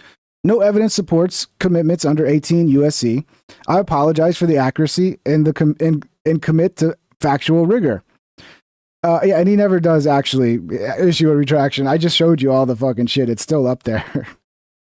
So yeah. Grok might end up getting sued quite a bit for defamation. Because it's like one thing for a regular person to say this. It's another thing for a super intelligence AI to fucking start attacking you like that. And then it's just weird. It's like this shit can be gamed. It feels like that. It feels like it can be gamed to make Grok say whatever the fuck you want. So wild. Football, guys. You ready for some football? Are you ready? Look, I'm pretty bored with football at this point, but damn, I think we just need to get the cameras into the stands and we need to film all the fights. And let's make that a pay-per-view. I'll watch that. Especially right there. Ooh! Run the hell. What is it with every fight that there's a black dude sitting there like egging everybody on? Ooh, get that bitch. Get him. It's like, damn, man. Can we have peace? Why is it always got to be somebody there egging them on?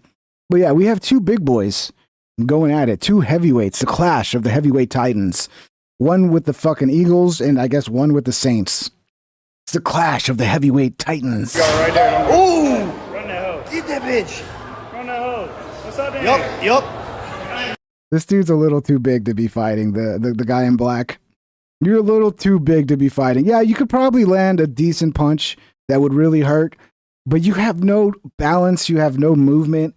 Why are you fighting? You're too old for this, bro. Ooh. What's up there?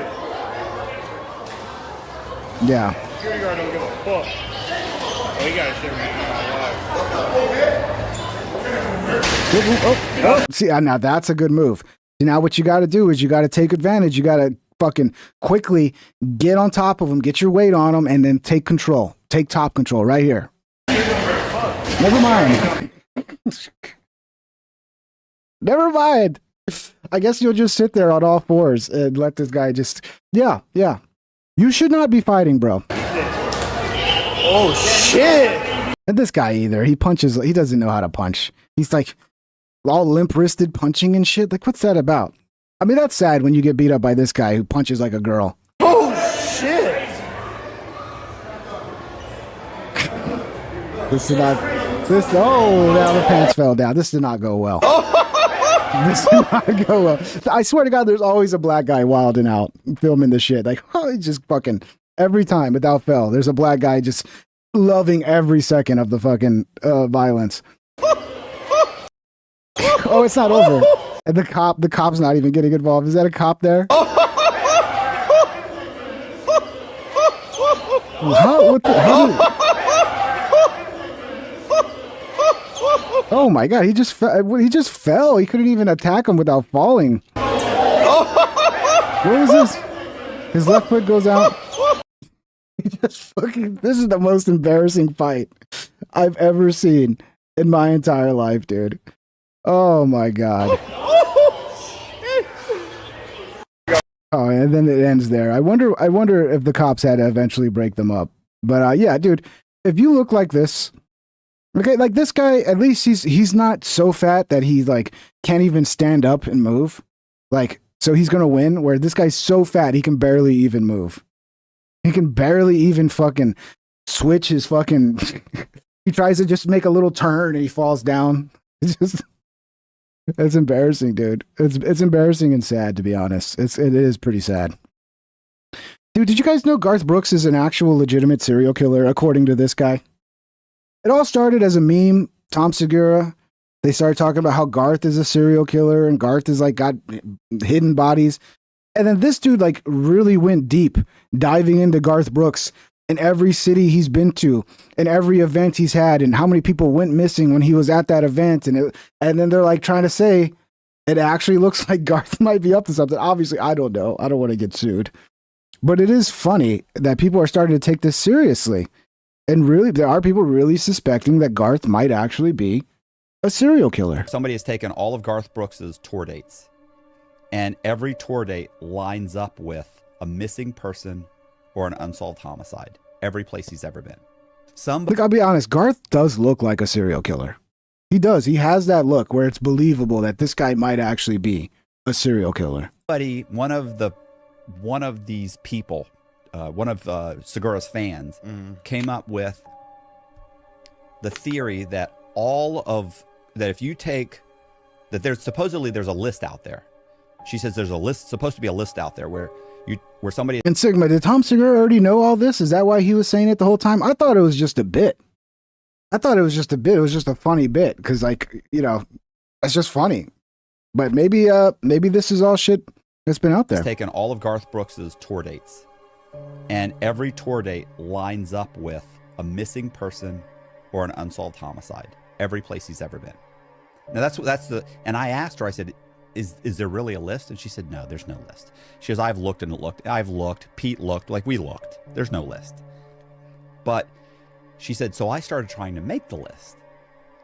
And she said, and I did it for whatever. She said 5 hours, 6 hours, couple days, whatever it was. She said, and I started coming up with name after name after name. And she said, and then her husband was like, what are you doing? Like, could you get a hobby that doesn't cost us money, that's going to actually pay off? Right. Dude, what if like Garth Brooks is not actually a serial killer and everybody's just saying he is, and then people start believing it, and then he starts getting hate? Like when he shows up in public, people are like, you murderer, you piece of shit killer. And the guy never killed anybody. I mean, yeah, I don't know, man. But what if he was a serial killer? What if this whole time he's been fucking murdering people? And they just finally figured out, and we find out fucking Garth Brooks was like a fucking country singing, serial killing son of a bitch. And so I ended up saying, wow, I said that is super interesting because, you know, she started talking about, you know, confirmation bias and if let's. So she went looking for missing persons reports that coincided with his tour dates. Yes. Okay. And obviously there are. So I said, you know what? Has anybody ever written a book about this? And she said, no. She's who? She's like, I don't have the time. She's, I thought about it. But I don't have the time to do that. And she said, besides the amount of research it would take to do that, she's like, and in the end, she's like, what's going to happen? She's like, I'm not going to prove that he's a serial killer. So what does it matter? And I was like, it's satiric though. It's funny. And she goes, yeah, I don't have that kind of time. She's got like 2 kids and a husband. And I said, you know what? I said, I have that kind of time. I said, my buddy Pete's got that kind of time. And Pete's on the spectrum. You got to have dramatic music with this Scale Works. You can't play this without having some sort of dark backtrack to go with it, to really just get you in the fucking, to get the atmosphere to just be nice and creepy, so something like this becomes more believable. Pete an assignment. You're going to get some stuff. So I called Pete. I said, Pete, this is what I'm thinking. I think we look into this. And he said, oh, absolutely, we have to look into it. And so we started doing research, and we hired 2 researchers to look up. We broke up the list first of all, just to try and find all of his tour dates. There's over 1,000 of them. Not to mention Grammys. Pilot one, because there's only so many fucking like free to use music. So a lot of people end up using the same shit because they're all choosing from the same option of songs, And then one like with Instagram and all that, like they'll give you shit to play, and then they'll give you the music that's like real popular that everybody's using, and then like if everybody copies each other. So somebody gets a viral video with this music, other people are just going to copy it. Plus, there's only so many options for free, copyright free music to play. Billboard awards, everything, all the places he's lived. He moved here, then he moved here, then he moved here. I mean, from when he grew up in is it Oklahoma? Yeah, in Oklahoma, like at every place. So we're searching it, and we only did what we could find online, right? Like we're not flying people out to Oklahoma and putting through records. We're doing what we can. Yeah.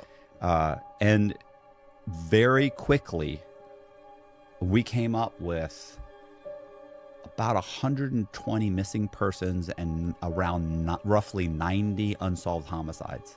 And I am telling you, the man is a monster. Okay, so what we have to do is we got to look at pick any other fucking musician who's traveling and touring and do the same thing and see if the numbers are similar. Because it just could be a coincidence. Or it could be just that's how many people go missing all the fucking time. And if, every day this is, but if you go and look at pick I don't know, any other fucking musician who's touring to his level and see if you get the same numbers. And if you don't, then that would make these numbers a little more suspicious. But if you do, then you'd go, okay, well, that doesn't mean anything then. Unless every fucking musician traveling the country is murdering people, But, hey, I guess that's possible. I'm trying to save lives here, Danny. I'm trying to save lives. Literally, I'll give you an example, okay? I'll give you an example. When Garth went to college, he went to, I want to say University of Oklahoma or Oklahoma State Universities, whatever, one of those. He went there.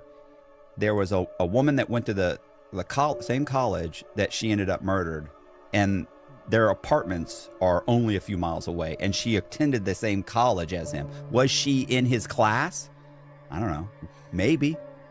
We don't know. Did he know her? Did he follow her back to her place? I don't know. I'm just saying, in general, it's pretty odd that he's connected in that way. And then it keeps going. He moves to Nashville. He's working at the boot barn. It's 3 people that go missing that were in the vicinity of the boot barn where he was working while he was trying to be a country music star, right? He's writing songs. He's trying out. He ends up getting a... I mean, wouldn't that be the greatest job if you want to be a serial killer? You just become a famous musician who travels the world, and then you can just do both at the same time. You can jam out to your awesome country songs, and just before the show, you just you murder somebody and bury them. I don't know, man. This is hard to buy. This is hard to believe, but it is kind of funny, the numbers. I'm saying you got to do this with anybody else. Anybody else that you can track, what city they're in. They're another musician who tours like this. And see if you find these sort of things too with them, and then you can go, it probably don't mean anything.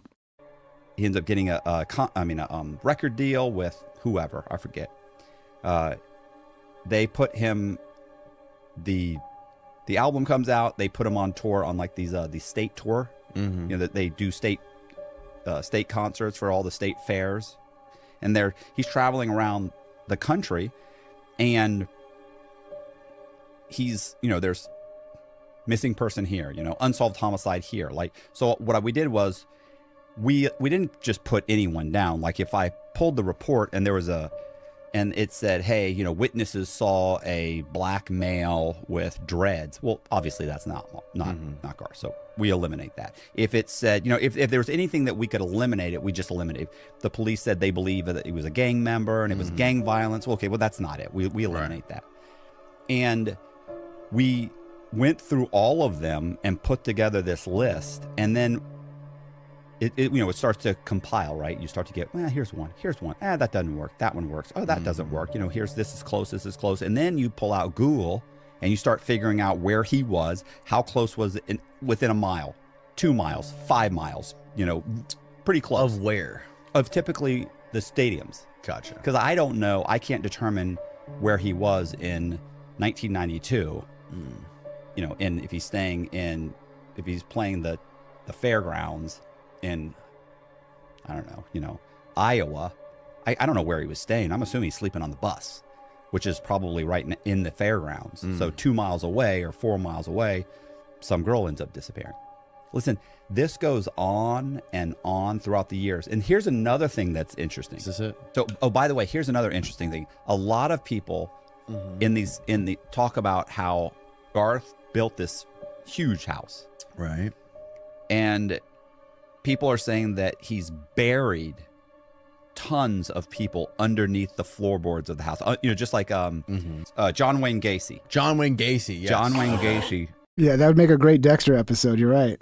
Spocko That'd be super hilarious. chatted $1.99. Get Dexter after him. Dexter just keeps going to shows, trying to fucking get a chance to take him out. Yeah, man. Oh, shit, dude. That would be a great episode. Dexter's got to take down like the world's most famous fucking country singer. Which I have a bunch of his quotes here. I should never have been convicted of anything more serious than running a cemetery without a license. So John Wayne Gacy was killing kids or young teens and burying them underneath his house. So like John Wayne Gacy, people are saying that Garth is burying these bodies underneath the house, and that's why they can't be found. But here's what's more interesting. When Garth got his first check, his first big check for roughly $500,000. He's been struggling. He's working at the Boot Bandit. He's trying to sell. It's been years have gone by. He's got no money. He gets his first check, roughly $500,000. Does he go buy a condo in downtown Nashville? He's living in Nashville. Does he get a new European sports car, supercar, or an American sports car? No.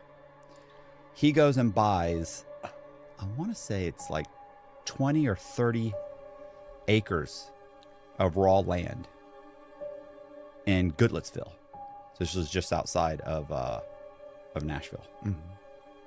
Well, and by the way, like $450,000. You spend almost every bit of your check on like 20 or 30 acres. Yeah, but No, he probably knew he had more checks coming in.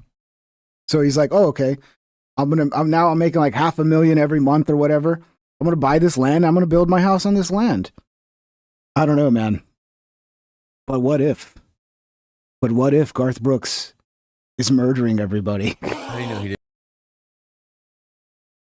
Pausing at the right Green Juice moment. Incorporated super chatted $6.66. My new hobby is pausing at the right moment on Instagram, flashing trend videos. Well, that's your problem, Green Juice. You got to stop watching Instagram videos in the first place.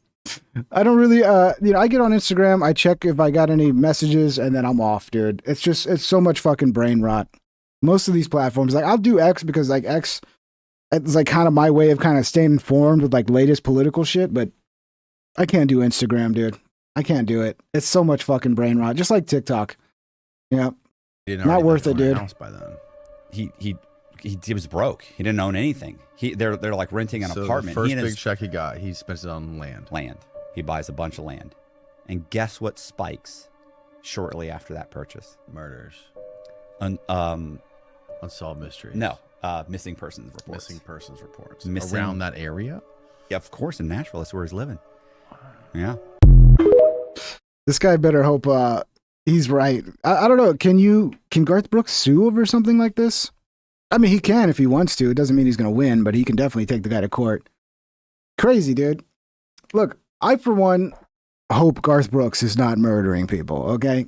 Because he has a couple good songs, a couple decent songs in there. But you got me wondering. You got me wondering at this point. What the fuck is Garth Brooks up to, dude? And he looks the part, man. Let me see. This is Garth Brooks. Look at him. This guy looks like he could murder people. I mean, he looks like the serial killing cowboy that they claim him to be. Especially this one right here. Oh, don't take me to Facebook. The fuck. Anyway, yeah, he looks the part. He looks the part. That's why it's so believable.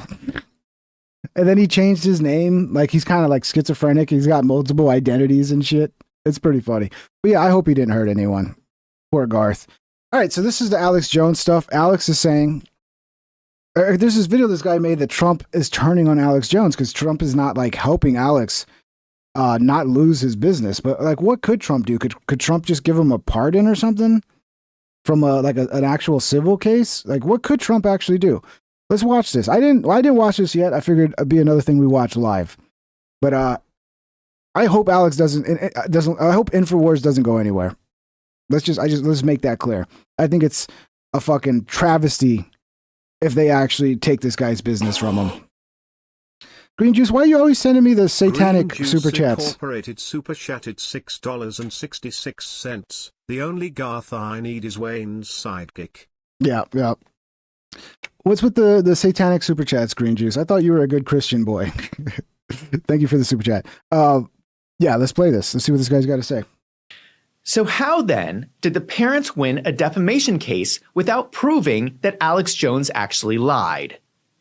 It turns out they didn't prove it.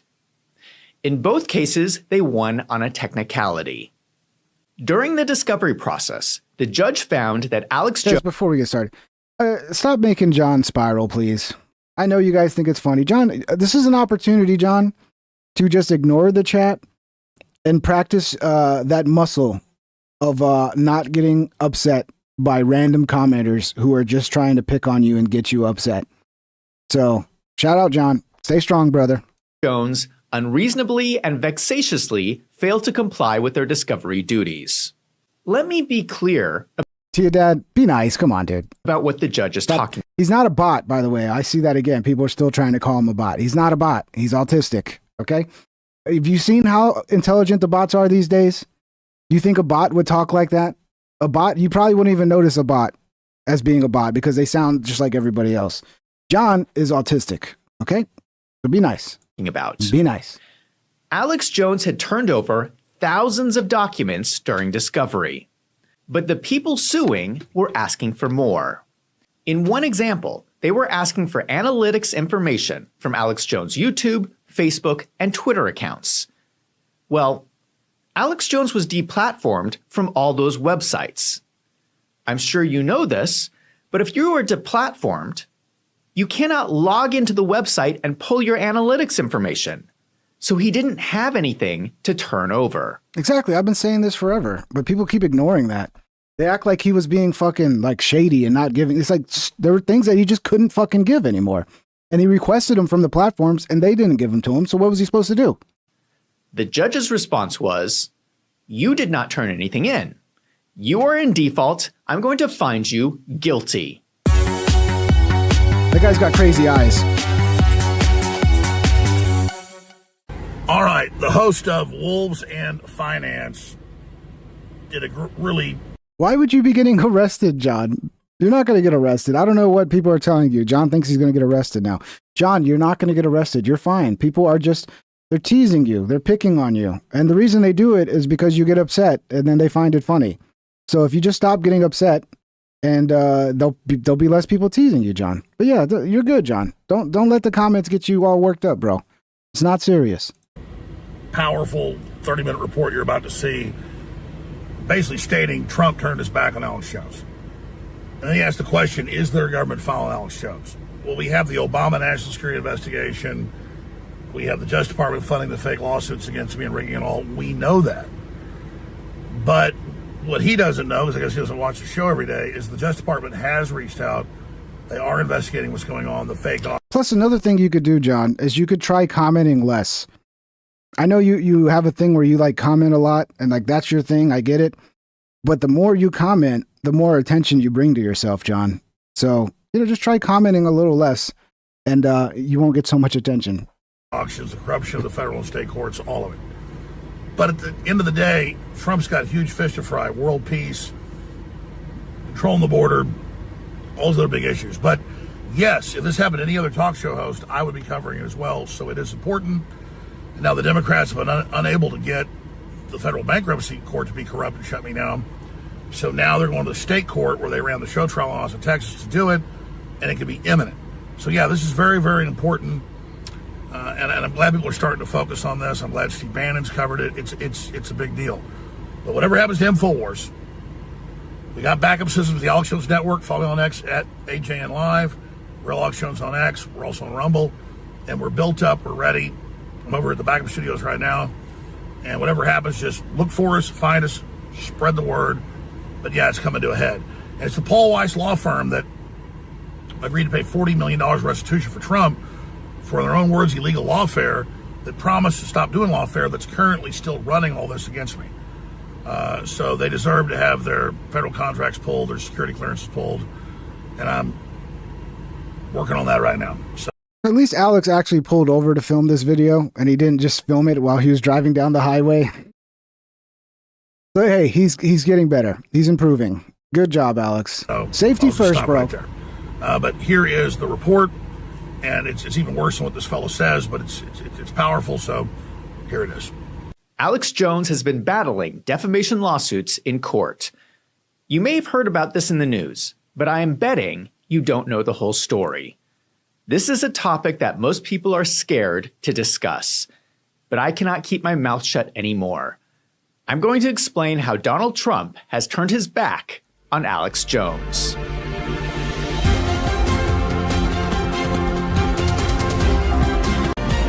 Have happened. Let's see what this is about. The most about. shocking was undercover footage that was taken of a CIA contractor posted on X.com by Sound Investigations.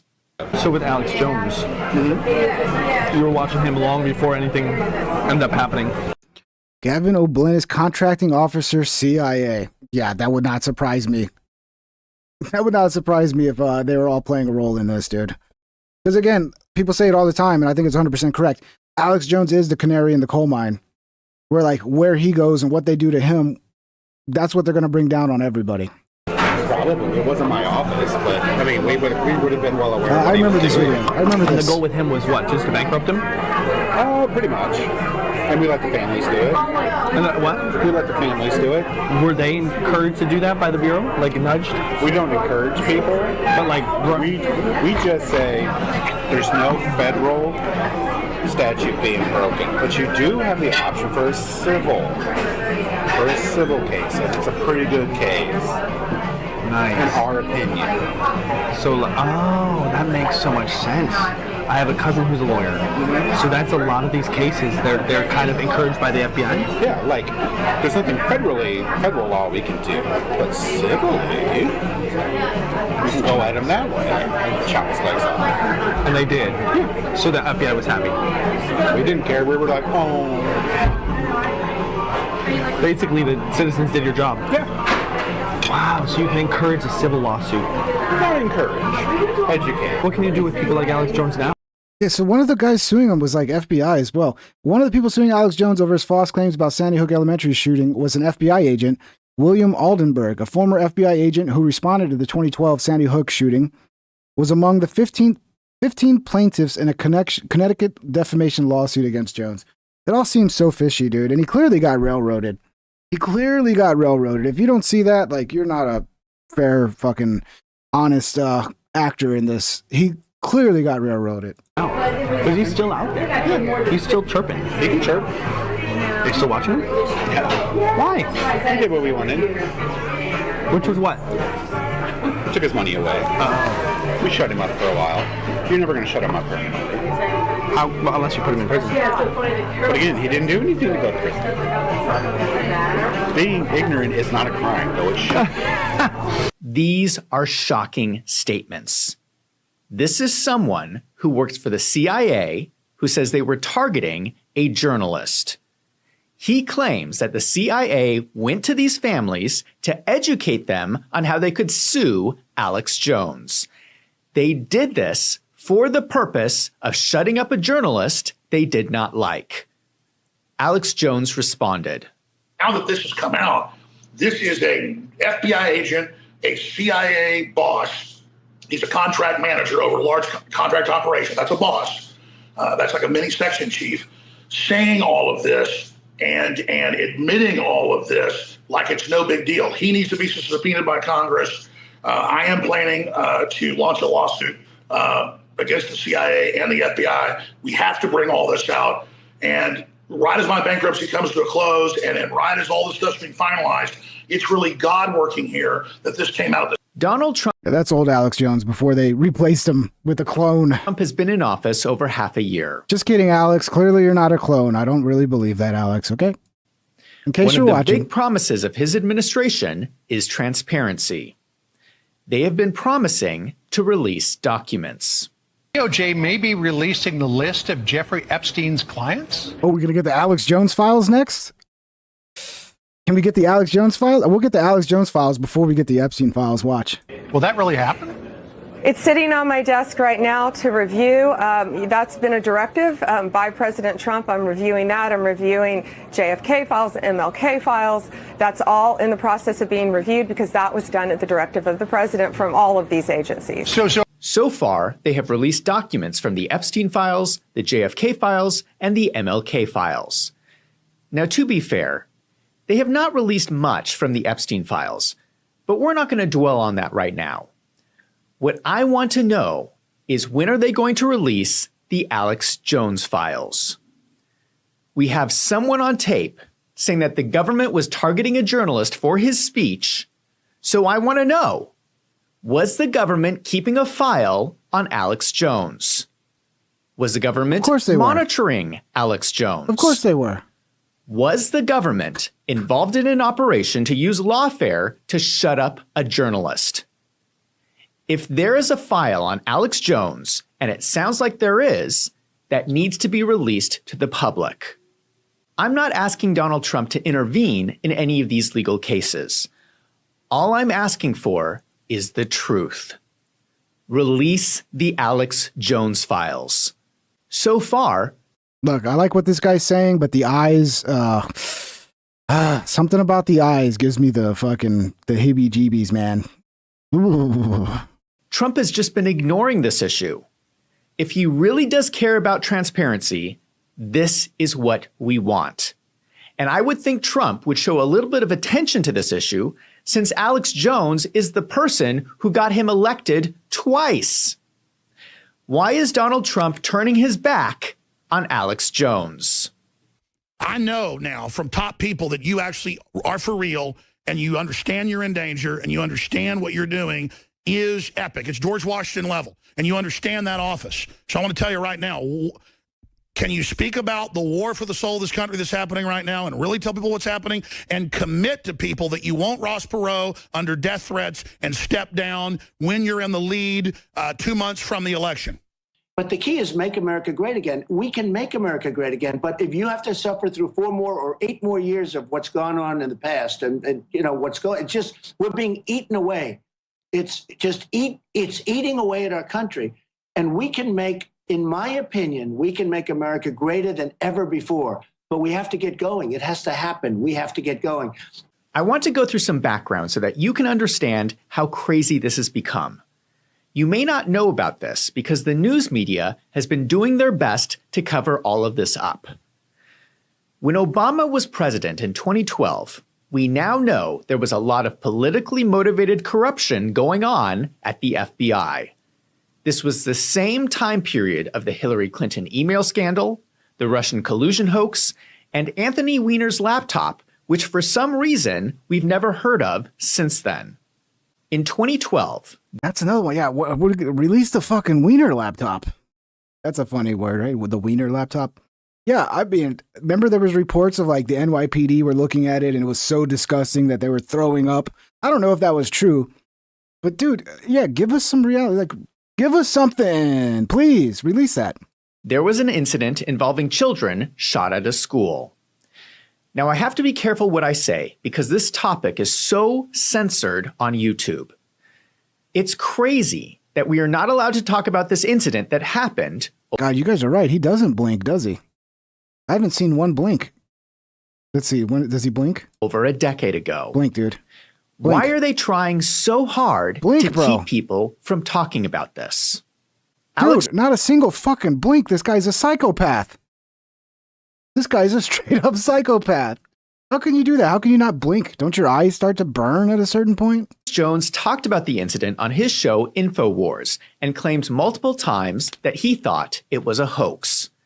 He received a lot of criticism in the media for talking about this, and Alex Jones publicly changed his opinion on his show on June 28, 2017. He said, I personally can't prove it one way or the other, so I'm just going to say that my heart goes out to the families and I believe it happened. So in this video, I'm not even going to get into whether this incident was or was not a hoax. Alex Jones said in 2017 that he believes it was not a hoax. Then 1 year later, 2 defamation lawsuits were filed against Alex Jones within 1 month of each other. One in Texas and one in Connecticut. This is strange. No, you know what's really strange? The fact that you can talk for this long and not blink a single fucking time, dude. Is this normal? Do we have people out here who just don't need to blink? Their eyes are just lubricated without having to close their eyes and blink? Like what is happening here? This dude is like a fucking freak of nature. Why did these people wait an entire year after Alex Jones stopped talking about it to file their lawsuit? They were still within the statute of limitations, so the parents were within their rights to file. But still, it is unusual for someone to wait a year after someone stops talking about you to file a defamation lawsuit. And this happened in 2 separate lawsuits that just happened to be 1 month apart from each other. This is very bizarre. It's almost like it is coordinated. And now we have someone from the government saying that it was coordinated. I know that a lot of people criticize Alex Jones for being paranoid about the government. But look at these facts. I think he has a right to be paranoid. If the government was involved in these lawsuits in any way, that is blatantly illegal. All Americans have the right to due process without the government getting involved and attempting to tip the scales of justice to punish political adversaries. Americans are also guaranteed freedom of speech. I had to step away for a second. Has he blinked yet? Have we caught him blinking yet? I'm going to wait to see if we can catch him blinking at least once. I want to know if this guy's actually human. And freedom of the press. We want reporters investigating claims of hoaxes. If that's not allowed, what is the alternative? We're just supposed to sit and accept everything that politicians say is true? Of course not. Freedom of the press is there for a reason, to keep the government honest. I want to see the Alex Jones files because I want to know if the government... Yeah, I want to see that too. But you know what else I want to see? I want to see you blink, dude.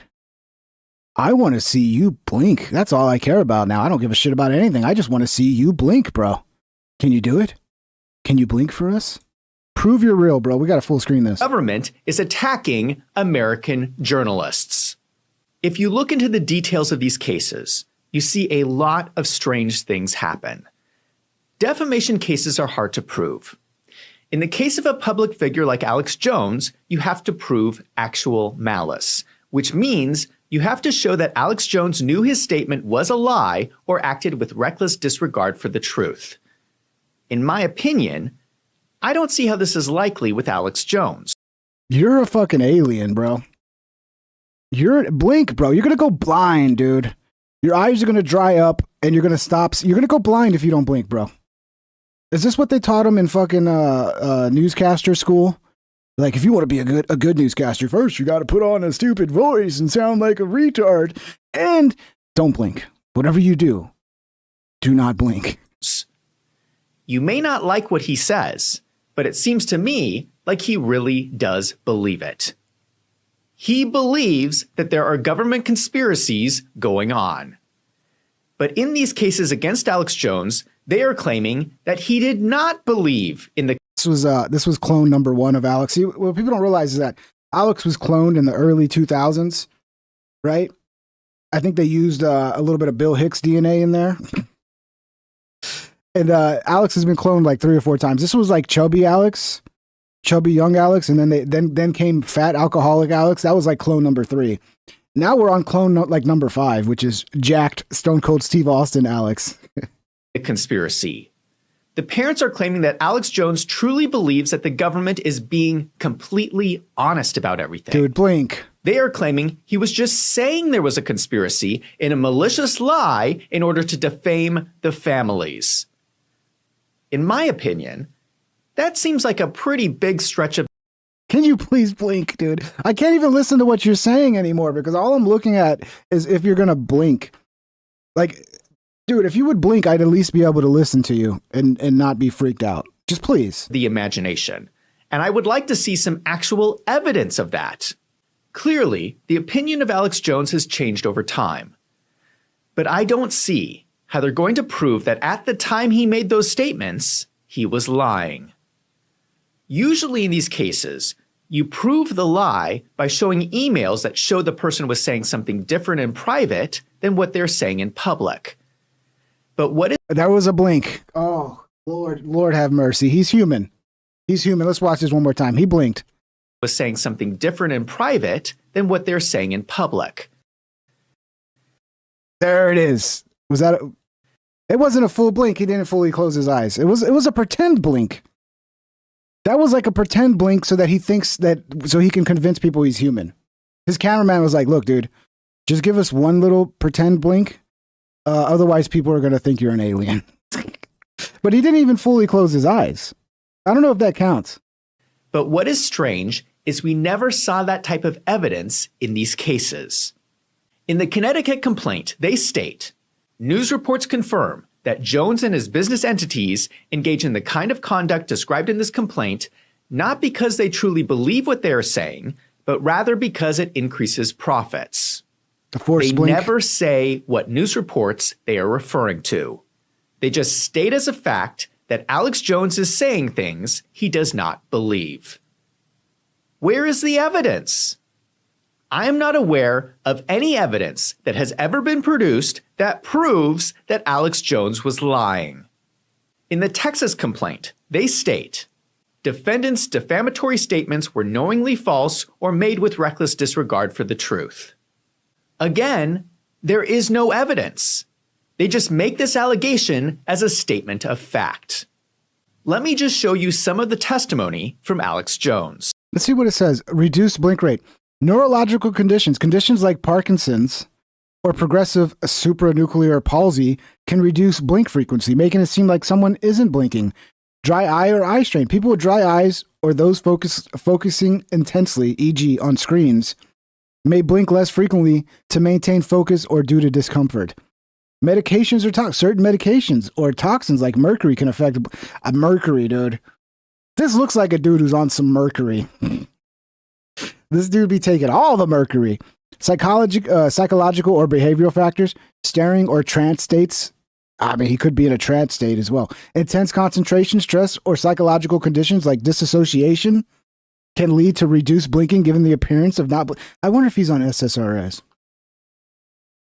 Illusions of not. In some cases, people may blink so quickly or subtly that it's not fucking noticeable, creating the impression they don't blink. Now he's clearly not bringing Tourette's syndrome. Oh, okay. Here's one that's kind of terrifying. Psychopath traits. Although not clinically proven, some anecdotal claims suggest individuals with psychopathic tendencies may blink less during intense moments, possibly as a control mechanism or due to reduced emotional response. Ooh, not good. Guys, look, if you're a no blinker, you gotta fix that. Just start blinking, all right? It's not that hard. Not that hard. Just give us a little blink now and then so we know you're not a fucking psychopath. This is when the lawyers were asking about some of the things he says on his show. Oh, I hate that newscaster. This is some of the things she says at his show. I hate the newscaster thing. Just talk like a normal person. Can we get rid of the newscaster speak at this point? One of the things you've been talking about a lot recently on your show, even within the past couple months, is your allegation that government officials are aiding in pedophilia, child trafficking, and the grooming of children, right? You mean like what Jeffrey Epstein did with the Clintons? Sure, if that's... And Sigma, he never got to defend himself. And Sigma says, couldn't Alex use the same defense as Rachel Maddow and Tucker Carlson by saying that their shows are entertainment and not based on historical fact? You're missing a big piece of the puzzle here in Sigma. He never got to do a defense. He was given a default judgment right off the bat. Because like when you have a lawsuit like this, you have a discovery phase where the judge demands you to give them whatever the judge wants. Well, that was a problem because what they wanted was all of his fucking video archive going back a long fucking time. They wanted his analytics off YouTube, how many views he was getting, how much money he was making. And guess what? At this time, he was banned off YouTube and he couldn't get access to any of that. And they even reached out to YouTube to provide that, and YouTube didn't have it. For whatever reason, YouTube didn't provide it. So because he wasn't able to provide shit off of YouTube that was nuked, did not exist now, the judge stepped in and defaulted him to being guilty. They gave him a default guilty judgment. So he never even got to defend himself. The whole court case was about damages because he was ruled by the judge as guilty because he didn't give discovery. Yes, very convenient. Yes. Okay. It sounds to me like he believes what he is saying. Not only that, he is saying things that more and more people are thinking makes a lot of sense. Dude, you got to stop making that face. You got to stop making that face, bro. Like, seriously. Look, you're doing good journalism, right? Shout out to this guy. This is good journalism. More people need to be talking about this. But just, just work on try to come across a little more human. That's all we need. Just a little more human. Maybe 10% more human. 10% less alien. And this will be a much easier message to digest. So how then did the parents win a defamation case without proving that Alex Jones actually lied? It turns out they didn't prove it. In both cases, they won on a technicality. During the discovery process, the judge found that Alex Jones unreasonably and vexatiously failed to comply with their discovery duties. Let me be clear about what the judge is talking about. Alex Jones had turned over thousands of documents during discovery, but the people suing were asking for more. In one example, they were asking for analytics information from Alex Jones' YouTube, Facebook, and Twitter accounts. Well, Alex Jones was deplatformed from all those websites. I'm sure you know this, but if you are deplatformed, you cannot log into the website and pull your analytics information. So he didn't have anything to turn over. The judge's response was, "You did not turn anything in. You are in default. I'm going to find you guilty." Exactly. This kind of decision by the judge is very rare. It is known as a death penalty sanction, and it's only supposed to be used in the most egregious situations because it is the civil case equivalent of receiving the death penalty. Let me give you an example of when a death penalty sanction is supposed to be used. Let's imagine that someone asks for a contract during discovery, and instead of turning over the contract, you create a fake contract and hand that over instead. You would have just committed fraud during discovery. That is the type of situation when a judge is supposed to use the death penalty sanction because the actions are so egregious. Now, what do you think? Do you think the Alex Jones case, where he was not able to turn over his Facebook information because he could not access the website, meets the standard for the extremely rare death penalty sanction? No, it's ridiculous, non-blinking man. I agree 100% non-blinking man. This was he got railroaded, dude. Like, in this case, the judge should be able to easily understand when Alex goes, "Sorry, I can't get you that. I can't log into YouTube, Facebook, Twitter. I've been banned, and I've requested if there's any way they could provide this to me, and they will not do it. Here's their information. Maybe the court can reach out to him to see if the court can get it." Like, the judge should have understood, but the judge's whole purpose that whole time was to find Alex guilty and to make it a show trial. And so it was perfect. But But they went too far because now they've lost credibility, but credibility doesn't matter. That doesn't matter, obviously. I don't think so. But for some reason, the judge determined Alex Jones was guilty on a technicality and then instructed the jury to decide on how much he had to pay. Then, this very strange, very unusual outcome happened in both trials. This legal technicality is so rare, and yet it happened twice in both of the Alex Jones trials. Here is Alex explaining it outside the courtroom. They have taken my right for a jury to decide if I'm guilty, and now a judge tells a jury that I'm guilty, and they're trying to hide that from the jury. And during the jury questioning, they were really confused and kept asking, well, I thought you're innocent until proven guilty in criminal or civil trial. She goes, well, this is a special case. I say he's guilty. She read that to the jury. I say Alex Jones is guilty. And now you're going to decide how guilty he is. And then they get up there and put all these edited videos out completely out of context. I mean, I've never seen anything like it. And this is the weaponization of the judiciary. It's absolutely horrifying. This is a witch hunt. This is a show trial. This will go down in history as one of the greatest show trials ever to happen. So what did the jury decide? The Texas case resulted in damages of $49 million. The Connecticut case originally resulted in damages of over $1.4 billion, which was reduced to $1.2 billion after an appeal.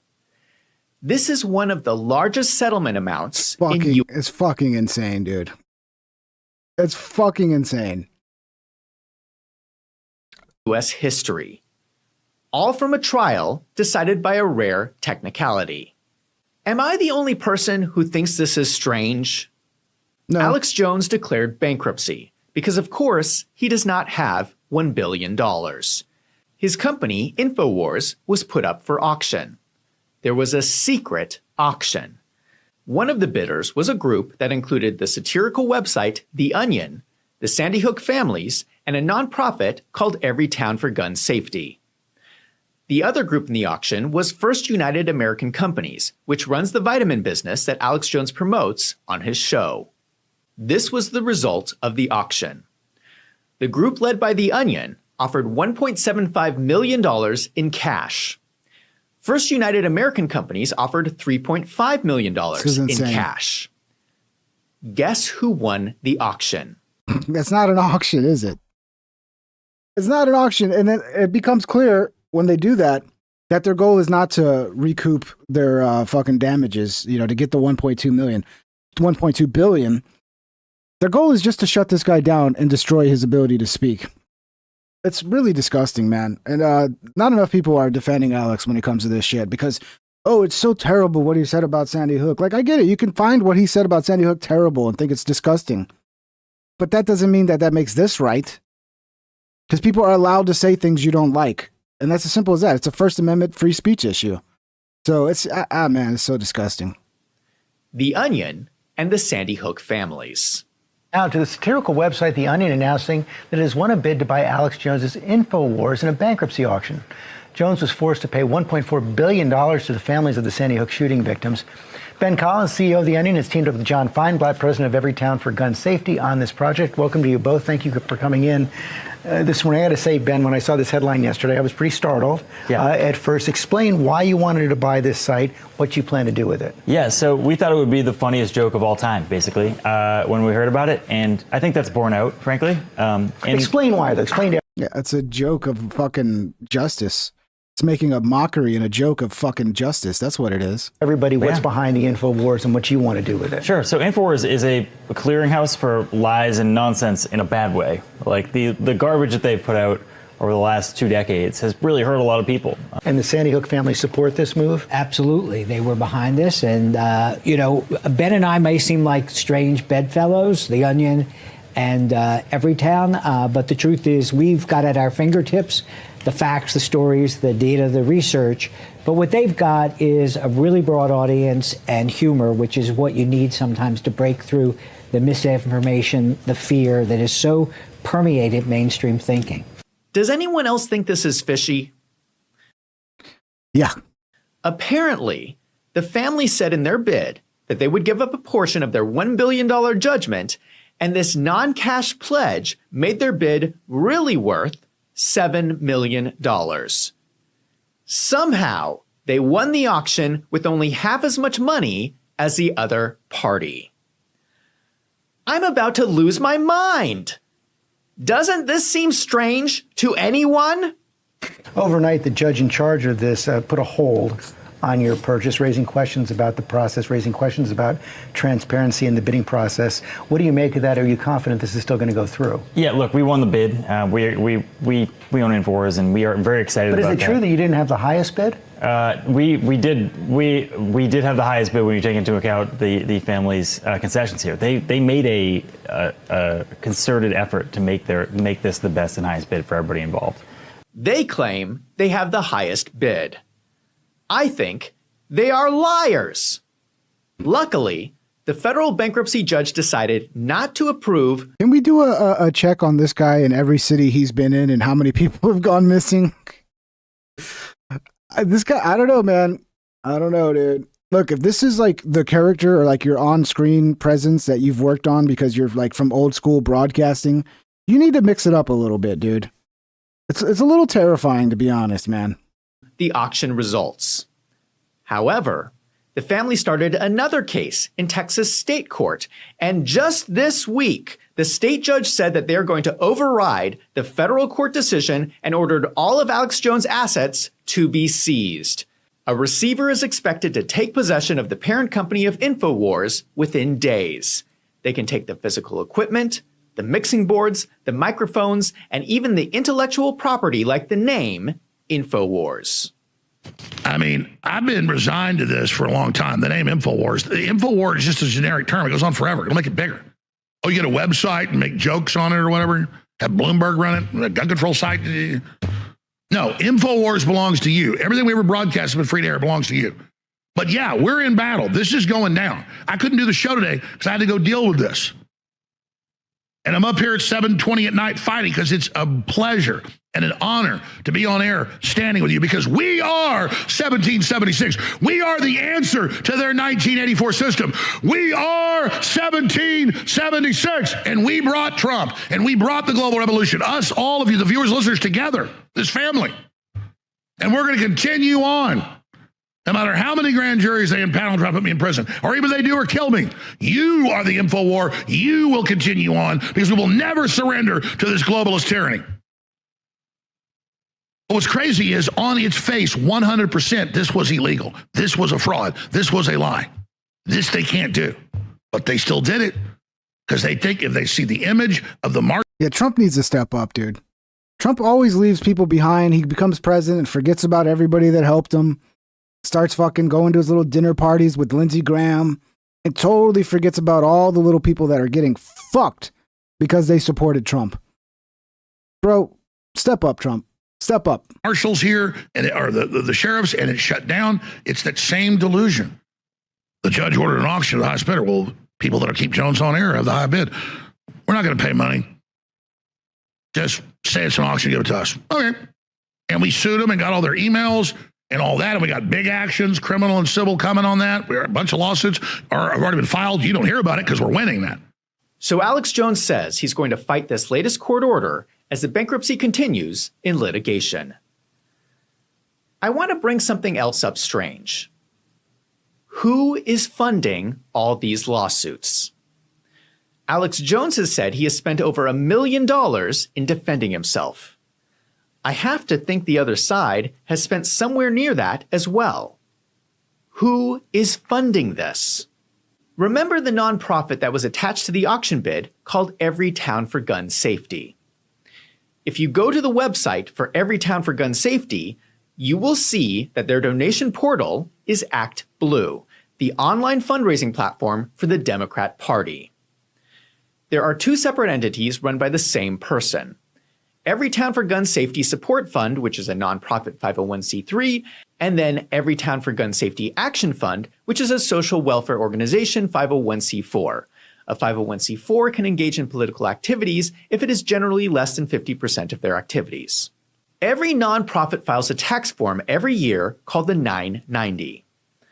I pulled the 990 forms. In 2022, you guys are saying weaponized. Is this guy a weaponized autist? I mean, this is what we need. Maybe we just got to put up with the weird expressions and stuff, and just accept that these are the people we need on our side right now.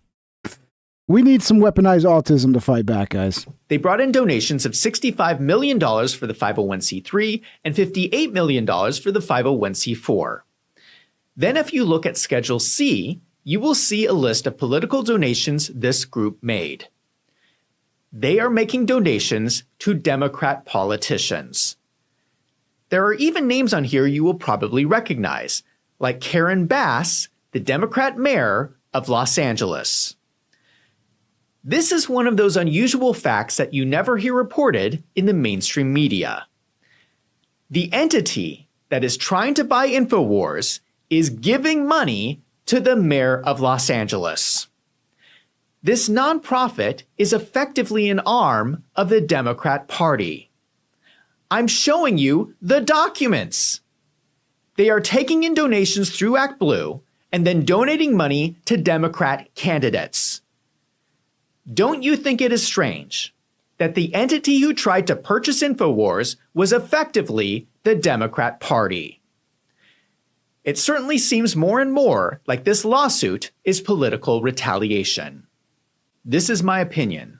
Oh, use the shot of Alex. I used the same shot too when Alex was upset about the Epstein files. Good choice. Good choice. Really pulls at the heartstrings, you know? Jones trials looks like a coordinated lawfare attack to take out a political opponent. These do not look like fair trials. Yeah. They aren't. They aren't. All goes back to the question, did Alex Jones knowingly tell a lie? I don't think that he did. I'm not aware of any evidence at all that shows that he did. I find it completely unjust that he owes over $1 billion for an allegation of defamation. You may not like Alex Jones. You may not like what he says, but he should at least get a fair trial. What is happening to him is not fair.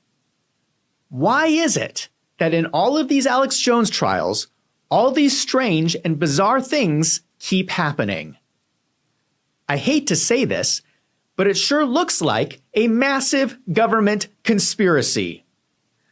I do not understand why no one in the mainstream media is speaking out against this. If this could happen to Alex Jones, it could happen to any reporter who's looking into the wrong story. Yeah, and it gets them all in line, and they know they got to fucking parrot the DNC talking points, the approved talking points.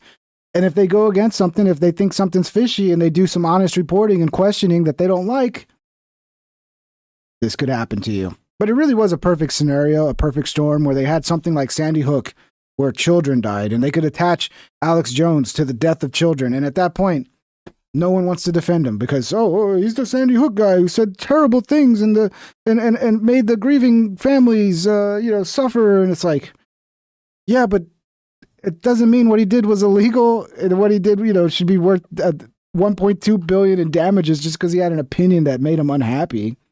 Like, that's not how things are supposed to work.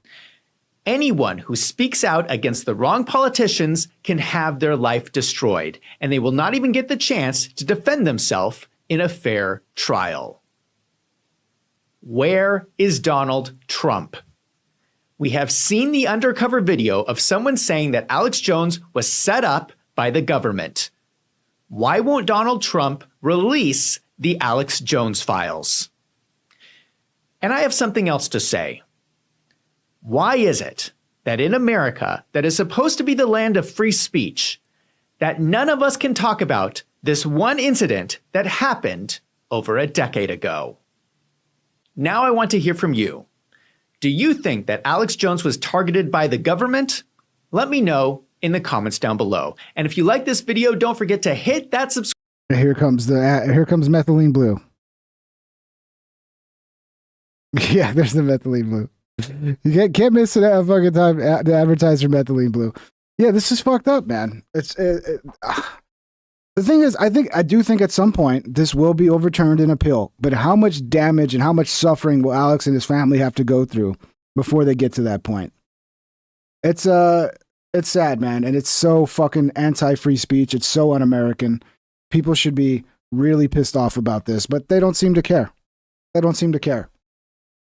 And you know, if you're a Democrat, you hate Alex Jones, you should still care. Because if the system can do this to Alex, they can do it to you. Because now it's Alex who's the bad guy, but in a couple years, it could be you that the government decides is a bad guy. I don't know. People are just too dumb to get the big picture, man. But yeah, thank you guys. Been a fun show. I'll be back. Should be back tomorrow, unless there's nothing to talk about. We'll see. We'll see what news comes out tomorrow.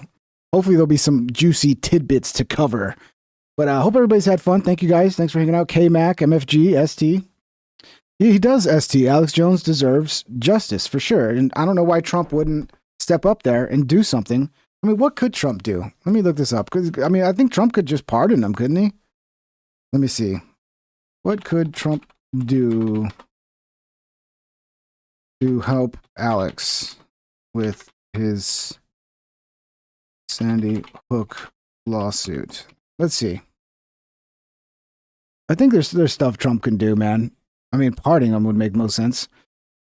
Pardon power, limited applicability. Trump's presidential pardon power applies only to federal criminal convictions and not civil judgments or state-level lawsuits. Okay. Public advocacy or fundraising support. So yeah, it looks like he can't do a pardon because it would only apply to like a federal criminal conviction, not a civil judgment or a state-level lawsuit. Okay. Trump could use his platform to rally public or financial support for Jones, as he did during the 26 campaign when he praised Jones. Yeah, he could blow up the issue and make it a huge talking point and bring more awareness to it. Legal or political pressure. Trump could indirectly influence the legal process by appointing or supporting judges and officials sympathetic to Jones' free speech arguments. Bankruptcy court influence. Jones' personal bankruptcy case, which involves liquidating assets to pay the $1.5 billion, is ongoing in federal courts in Texas. While Trump cannot directly intervene, he could theoretically advocate for policies or appointees that favor bankruptcy protections for individuals like Jones. Amicus briefs or DOJ support. The Department of Justice under Trump's administration could theoretically file amicus briefs supporting Jones' First Amendment claims in his appeals, particularly if he escalates to the U.S. Supreme Court. This would be a stretch as the DOJ typically avoids involvement in private civil disputes. Sounds like there's not much he could do, but he could come out and just like publicly, you know, bring awareness to this issue and get, you know, the public's opinion on the right side of this. So, but I get it. He's got a lot going on. So it might not be fair to be coming after Trump with this, but yeah, at least say something about it. At least, you know, make it, bring more awareness to it. At least do that, right? I don't know, man. But thanks, guys. We'll see you next time. We'll see you tomorrow if I'm here. If I'm not here tomorrow, I'll definitely be here Wednesday. I'm usually taking 2 days off a week, maybe one if it's a real busy week. So the thing is, I'm just not sure which days I'm going to take off yet. Kind of depends on what's going on. If there's a lot of good news to talk about, a lot of interesting shit, I clearly won't take the day off. But if it's a slow news day and there's not much to talk about, then I'll probably take the day off. You guys have a wonderful night. We'll see you tomorrow. Peace out. Take care. What else can I say here? Have a good night, guys. Thank you.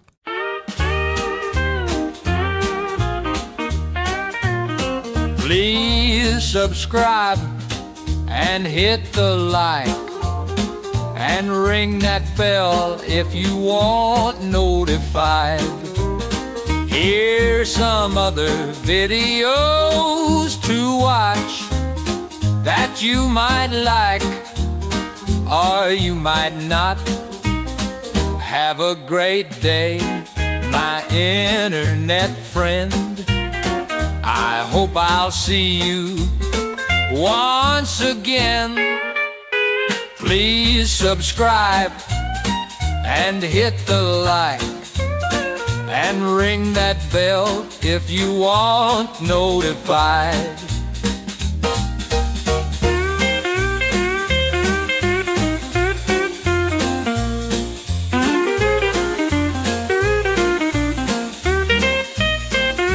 Have a great day, my internet friend. I hope I'll see you once again. Please subscribe and hit the like and ring that bell if you want notified.